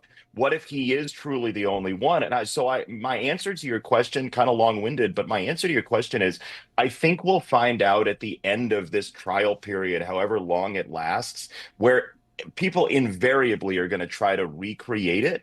And if they can't, then I would say definitely, decidedly, he's the best ever. Okay, so let me ask you this question, because I believe the Dodgers and that roster are uniquely qualified to win at postseason baseball. I believe it's the best roster ever assembled, even though they didn't win more games than everyone during the regular season. And I believe they're built for this time of year. Can I plausibly say that if the Blue Jays beat them, a team that won more games during the regular season than the Dodgers, that it will be one of the biggest upsets in the history of baseball? Yeah, it's so hard to because of the Blue Jays win total, but I don't know how good the American League was this year, but that's not taking anything away from that. Like I'm going to answer this question agnostically from the taking away from the Blue Jays. I think so too. I agree with you on the Dodgers roster. And I think it showed specifically in that 18-inning game, the way they construct a bullpen and the arm angles and their ability to get a loaded lineup out, even though there were some pinch hitters that came in and they're missing a couple guys late in that game. Like, I do think it is a really substantial upset. And the Blue Jays, I think, are very, very good. It's a deep lineup. Like, Shane Bieber pitched his tail off yesterday. They made some very savvy moves around the edges of the deadline to make themselves better. But I have thought all year the Dodgers are the best team in baseball, and it's not particularly close in the depth they have. Am I overreacting when I say, am I being prisoner of the moment when I say, I have never seen, I know it's all Shohei Otani all the time, but I have never seen a postseason in which a player consistently hits the ball harder more often than Vladimir Guerrero? Yeah, man, every time the Tigers play them and every time the White Sox played them when I was there, it was like 115-mile-an-hour scud missile. And then like Alejandro Kirk comes up and he hits a ball that's 2 balls off the plate into right field. He is just a mammoth human being. But I do want to double back because you've said prisoner of the moment twice. And I wonder if the moment is the bailiff, or is it a prison of the moment? Is it like a pop-up shop prison? The prison of the moment is a visual to me that I think somebody should explore. The moment is a sheriff, and he locks me up immediately when I say anything is the best I've ever seen when it happened 6 minutes ago. And that's so the moment comes over to you and is like, hands up, varmint. Right? The moment is doing it. You're not going to a prison of the moment. No, it is a moment that comes over, handcuffs me, roughs me up, plays by its own rules, and throws me immediately in a prison that is government run. Frontier moment justice. I love it. Vlad Guerrero, though, is getting overshadowed because he's hitting the ball hard every time, Jason. Like it is just totally insane. I understand why we're talking about Shohei Otani, but Vladimir Guerrero, your Tigers were really good. The Mariners were really good. The pitching is really good, and he's hitting everything hard. Yeah, the thing about him is, and I've heard people say this about like Yordan Alvarez, and for a while this year, we looked it up when the Blue Jays were in town. Alejandro Kirk was the best bad ball hitter in baseball. This has been a good bad ball hitting lineup. And I say that because Guerrero takes pitches that are off the plate well, but he also is very willing to smartly expand the zone.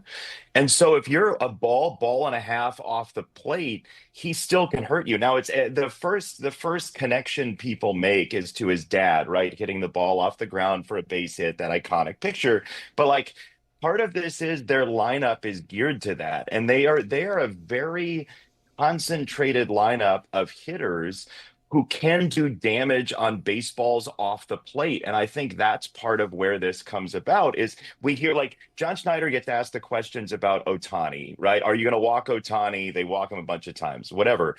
If you unintentionally try to intentionally walk Vlad Guerrero Jr., he can beat you on your misses. And I think that's the real problem. And then pitchers feel that tension. And then those middle pitches, he rarely, if ever, misses. It is crazy. He's one of the best play-by-play announcers anywhere in sports. He's the television voice of the Detroit Tigers, and you can hear him on Fox calling college football, basketball, and NFL games. I want to play the game with you that we did last time where I just throw out a handful of things and you give me your first thought, okay? You do this on your social media. You post a picture of a ballpark or stadium on socials, and you ask first person that you think of. So, Blue Jays, first person that you think of. Joe Carter. Dallas Cowboys, first person that you think of. Emmitt Smith. Fighting Irish, first person that you think of. Tony Roberts, their longtime play-by-play announcer who I listened to as a kid. Dodger Stadium. Can it be Dodger dogs? Vin Scully. Whoa. That was offensive as a broadcaster that you went Dodger dogs first before Vin Scully, the greatest to ever do what you do. But that's the fun part of first person you think of. It could have been it could have been Raul Ibanez. Like I don't know. It's just whatever pops into my tortured mind. Yeah, the funny thing is when you eat Dodger dogs, you get hot shit, hot foul. Benetti, true or false? I'm not saying that there are dozens of players that can do what Shohei's doing. I'm saying, are there dozens of players around the league who are reaching out to their agents saying, hey, I'm a good pitcher, I can hit too? Like, do you think he's inspiring other players that think they can do what he's doing? I think at this moment in time, every pitcher thinks they can hit. And I think some hitters think they can pitch. But, when you get into the 13th inning in a regular season game, we should always cut to the dugout because there's a line of pitchers saying, I'm good, I got this. Like, put me in, I'll double to left field. Like, every pitcher thinks they can hit. What is going on in the background? There's like a lot of shenanigans. We had a rule play down at first base. We had to check with the umpire. Zaslow, what do you have for Benetti? Quit distracting Benetti. I'm trying to do a show here. I asked Boog Shambi last year, why can't more players do what Otani's doing? And, meaning like hit and throw. Up off the ground, pal. And Boog got mad at me. What did Boog say? He's like, you don't watch baseball, do you? That's a good one. That's a good one. That's a good one. That's a good one. That's a good Boog he does. We haven't done the impersonations with Benetti in a while. Can we talk to Boog about his Cubs? I'd like to talk to Boog about his. I got Dan Bingo. Yeah, it was Counts and I were talking, and they just got to do better. They just got to do better. When we mentioned Dodger Stadium, I thought of this the other day. Usually, I have heard some people hit a ball, a home run out of a ballpark. Shohei Otani hit a ball out of the stadium. It's not something I'd seen before at Dodger Stadium. I can get my head around hitting a ball out of a ballpark, but that's not a ballpark. That is a stadium. Have you seen a ball hit out of Dodger Stadium before? Never. No. Watching that baseball, these stadiums give you so much frame of reference because we watch and we see so many things happen inside of them. So immediately you go like, nope, never in a million years. I mean, I did the home run derby at Dodger Stadium a couple years ago and don't remember a ball leaving the ballpark. So yeah, no. That's insane. Well, but I've just home run derby. But I've never seen it. The Dodger Stadium. I don't think do people understand how cavernous that is? Like, you don't hit a baseball out of Dodger Stadium. He did that, and it might not have even been in the best game that he played during this postseason. And we're asking whether or not there's other guys that could do it. Yeah, why not? It's like hitting a ball to a different neighborhood. It's like it's like a different point on the map is what that is. Who have you talked to that can put context on what it is that we say beyond unbelievable or amazing or Ruthian or anything else? Like when you talk to somebody, Jason, and they explain to you the mystical magic of what it is that you're presently watching, this giant from another land doing things that have never been done in this sport before, what is the context where you're like, that person, they gave me some insight here that illuminated this for me? Because baseball people are confused by this, as confused by this as we are, right? Yeah, I don't know that anything involving context does anything other than make him more of a unicorn, I guess. I mean, the one where my mind goes when you say that, because I can't remember like a conversation that crystallized it, but like, you remember a couple years ago, the Angels opened against the White Sox on Sunday Night Baseball, and Otani hit a home run off of Dylan Cease, I want to say. And this is the thing that sticks out most to me. Otani hit a home run off of Dylan Cease, and there was a news item the next couple days. ESPN had to come back and refute a report that they jacked up the microphones in order to make Otani's homer louder. the ball is such cannon fire off of his bat that networks are being asked if they juiced the microphone. And that is one of those things that has stuck with me and has etched into my mind because it sounded like a Revolutionary War reenactment when he hit the home run. And people were like, did you mess with this? Like, was that artificial? And they're like, what are you talking about?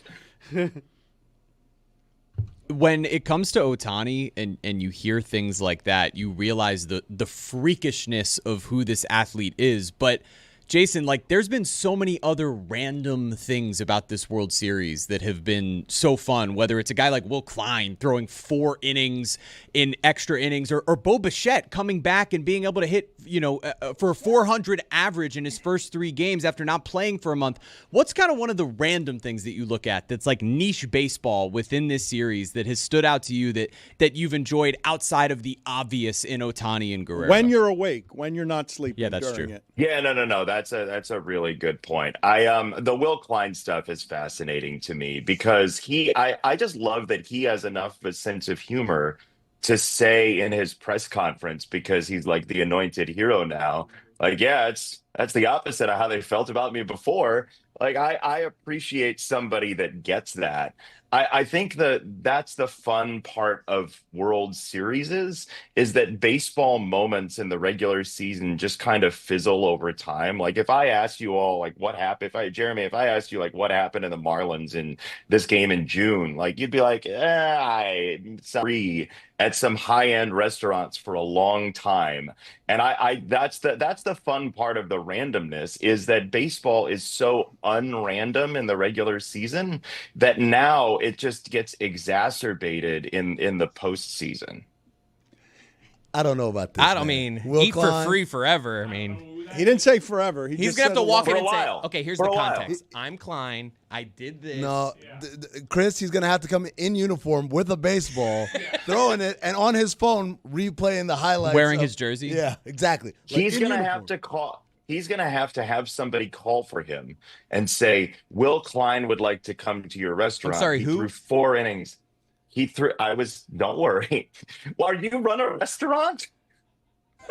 Is there a Dan Le Batard Show restaurant? He runs a restaurant, and all they do is interrupt the customers. That's all they do. Sorry, we're closed for a private event. I decline. Oh, wow. It's the end of the world as we know. Miguel Rojas was very close to pitching in that 18-inning game. Oh, God, it would have been so awesome. They warmed up Yamamoto, but they could have gone to Rojas. There should be a nuclear treaty. Like when the headset doesn't work for one coach in football, they turn off the other headset. If one team runs out of pitchers, like, you should have 1 inning where you can use a regular pitcher, but if you don't score in the inning against the actual non-pitcher, then your team should have to use a non-pitcher too, for the ignominy of not getting a run against that guy. Jason, what do you make that people are complaining after last night that baseball should do away with the intentional walk? People need to get a hobby. Just get a hobby instead of complaining about stuff that actually works fine. Like let him walk him to first. Do you know what it does to the ability to score runs when there's a base runner on first, especially as the leadoff man? Like, you probably should get runs because of it. You're probably going to score. So it's a tactical piece of baseball. And, like, think of how many times we talk about Barry Bonds getting intentionally walked with the bases loaded. Like, it's a piece of strategy. I got no problem with it. That's like saying, like, why do those bishops only move diagonally? I hate that. Let them move in an L shape like the Knights. Like, come on, man. If you want to, go play checkers then. Go play checkers. Yes. That is as indignant as this decent, kind man gets when he just tells you to go play. That is his, you bleep off. That's how he does it. Go play Chutes and Ladders. If you want a basic game, go play Chutes and Ladders. It's fine. Or get a little mallet and play Don't Break the Ice. Like, whatever you want to do, just don't play baseball then. Where is this Scooble trade talk coming from? Everywhere, it feels like. I mean, it's all the contract situation, right? Like, and his agent and all of these things. And I have no idea, and I don't even know that the Tigers know what they're going to do staunchly of what Skubal is going to be in a year. All I know is like that guy is a top 5 player I've covered to watch emotionally and just theater wise, and it would be really hard to see him in another uniform. He better not be a Dodger. I'm threatening you. Because the Dodger dogs are Vin Scully. I am threatening you personally. If Skubal becomes a Dodger, I'm If you let that happen, Benetti. I'm going to have to harm you. I'm going to have to chop off one of your arms and beat you with it. Okay? It's time for a restraining order from Dan Le Batard. We have some Boom Goes the Dynamite video to introduce to Chris Cody. I'm told the video is not great, and we had to shorten it here. So this, Chris, I'm telling you that this is a college broadcast that probably lasted 8 or 9 minutes. We are not playing all of it for you because the video is bad. I mean, what do you have here for us? So the actual clip is 4 minutes long. It's a lot of stumbling. It's hilarious, but obviously we can't play a 4-minute clip, so I decided to zero in on just the part that Jason mentioned earlier. It's his first time ever doing a sports he was like a last-minute fill-in. It's a college broadcast. He's doing a highlight package. I believe it's a college broadcaster doing a legitimate newscast. Like a local newscast? Yeah. You think this is a local newscast? I thought this was... No, it's at Ball State. I think it's a college thing. Yeah, I thought it was a college broadcast, and you will hear his nerves. Let's go ahead and play this. Missing his 13th consecutive game. Up shot by Miller. Out of bounds. Reggie Miller's looking good. He shoots a 3, and it's good. Later, he gets the rebound, passes it to the man, shoots it, and boom goes the dynamite. The final scores ended up with the Pacers 63 to the Nets 61. Passes to the man. Now, I love that the video starts with the ambient sound of the highlights in the background, and I know everyone's going to leave like, did we get the wrong video? No, that's him nervously breathing because he doesn't know what the hell he's doing, and then he finally sees it's Reggie Miller and says, ooh, looking good. That is the best. That is the sneaky best part of the video because he literally has no idea what to say. He's shuffling his papers in his full, absolute 5-alarm panic. And he's like, oh, God, I've finally seen somebody that I know. And like, it's Reggie Miller. And then he's looking good. And this dude feels great about it. And then there's sadly another highlight. So he says he passes to the man. And boom goes the dynamite. Let's play it again because he had boom goes the dynamite. He had that loaded up to make sure that he was going to nail it on the broadcast. But the entire thing is 4 minutes that is absolutely worth your time. It's the sound of a broadcaster drowning.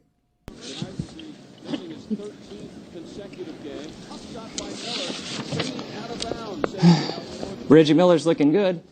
He shoots a 3, and it's good. Later, he gets the rebound, passes it to the man, shoots it, and boom goes the dynamite. The final scores ended up with the Pacers 63 to the Nets 61. Can we acknowledge the final score? Thousands basketball so much better. I don't know what these guys don't defend anymore. That was a real score. That was the real score? The Miami Heat had 74 points at the half yesterday. And boom goes the dynamite. And they're the Heat. Chris, you got to go back and watch the whole thing. Like it's the original viral video before things were viral. You were saying, Benetti?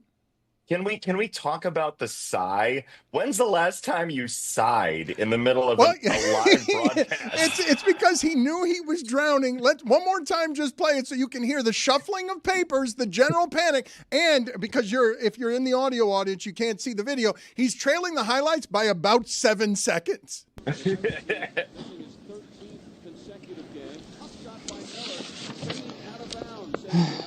Reggie Miller's looking good. He shoots a 3, and it's good. Feet clearly inside the arc. Later, he gets the rebound, passes it to the man, shoots it, and boom goes the dynamite. The final scores ended up with the Pacers 63 to the Nets 61. That can't be right. That's not the final score. There's no way he got the final score wrong. Look, man, they didn't play games in the 50s that were 63-61. That is simply inaccurate. Why would you think he got something wrong? There's no There's just no way that was the final score of that game. Benetti, always good talking to you. Thank you for making the time, as you always do, sir. Thanks, guys. Final score was 98-91, New Jersey Nets.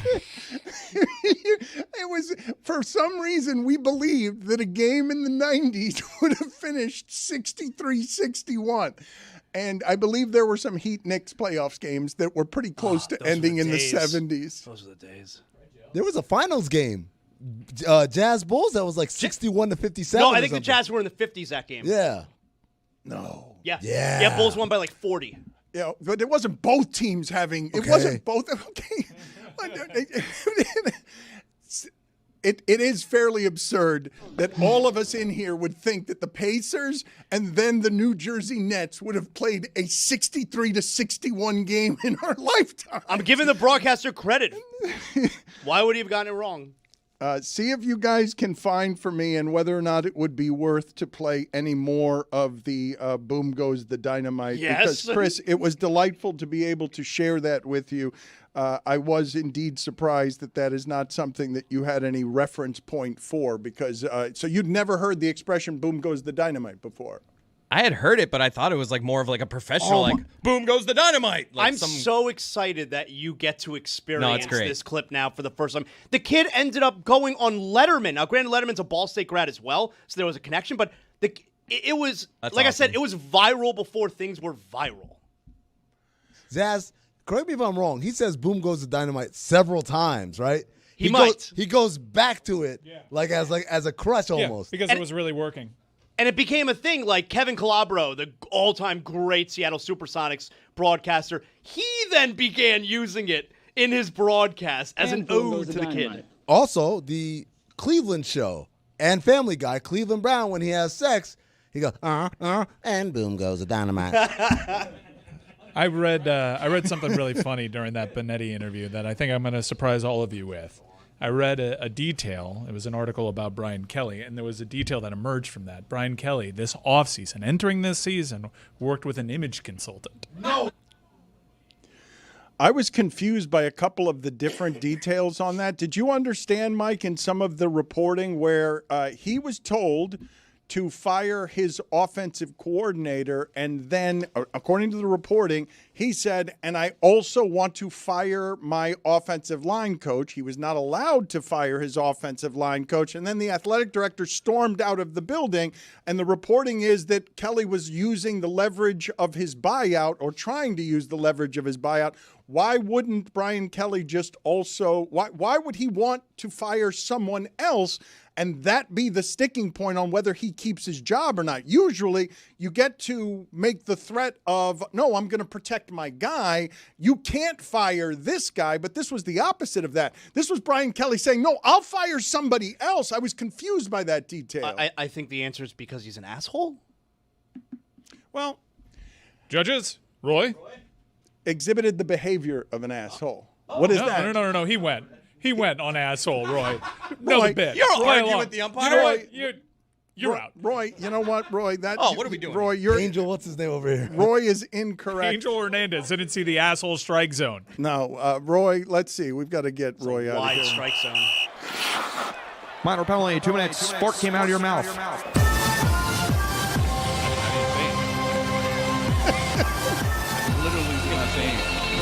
It still came out of your mouth. I can smell it from here. If we're going to appeal, we got to go with what he says. Like, what are we doing? We challenged. I do find it funny. It does seem like the ultimate Brian Kelly move to leverage his own buyout. Is the report true? I saw a report that when he showed up to the facility in the morning, his thumbprint didn't work anymore on the door. Could that be true? Could that be true? Sometimes those things just don't work, right? It's like, I can't get it. I saw like a photo that made me happy. It would make you sad otherwise, but it was him eating alone in a booth at a restaurant in Baton Rouge, and I was like, yeah, that makes me happy. His misery. Let's punctuate this hour by getting Amin's top 5 Week 1 NBA observations. This has got to be good here. Let's see what we've got here. Do we have any OLI, or are we just going to start with number 5? Yes, we got one OLI, which is that Steph Curry is old and he should retire, and he's awful, and the Warriors in trouble. Oh, wait! No, they're awesome, and he's awesome. Jimmy Butler's shooting 57% from three, and he's got a game with 14 of those attempts and 16 of those attempts. So that's how his game is going to age. They're going to let him shoot threes over there like he's Klay Thompson. Pablo Larson had 17 points last night. Number 5, Victor Wembanyama is a lot better than we thought he was going to be, even though we thought he was going to be awesome. They're 4-0 here. The Spurs, how good are they going to be? Are the Spurs going to be top of the conference good? Not top of the conference good. Not top of the conference good, but I thought they were going to be fighting for a play-in spot, and they were going to get it, and I'm like, I think they're going to be clearly above the 6th seed line. Heat about to tag them with that first loss tomorrow, and I tell you what. You know the Spurs have never started 5-0, ever? Not going to this year either. Isn't that weird? Number 4. Zion is still hurt. Number 3, Amazon and NBC have come to save basketball. We undercut that one for you by talking about it for an hour in the second hour of the show, right? It's all good. Number 2, and this one's a big one, Dan. The Rockets. Maybe we bought a little too early on them. And the number 1 observation, Dan, from the first week of basketball. The Sixers might be better without Joel Embiid and Paul George. That's crazy. Not might. That's crazy. Not might? Not might. No. Not Dude, might. For the first time in about 6-7 years, you can watch a Sixer game that doesn't have Joel Embiid in it and be like, I kind of like what I see.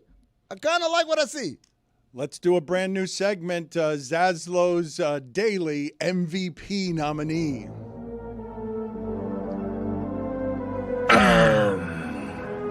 MVP of the day. If we're talking MVP, Tyrese Maxey needs to be in the conversation.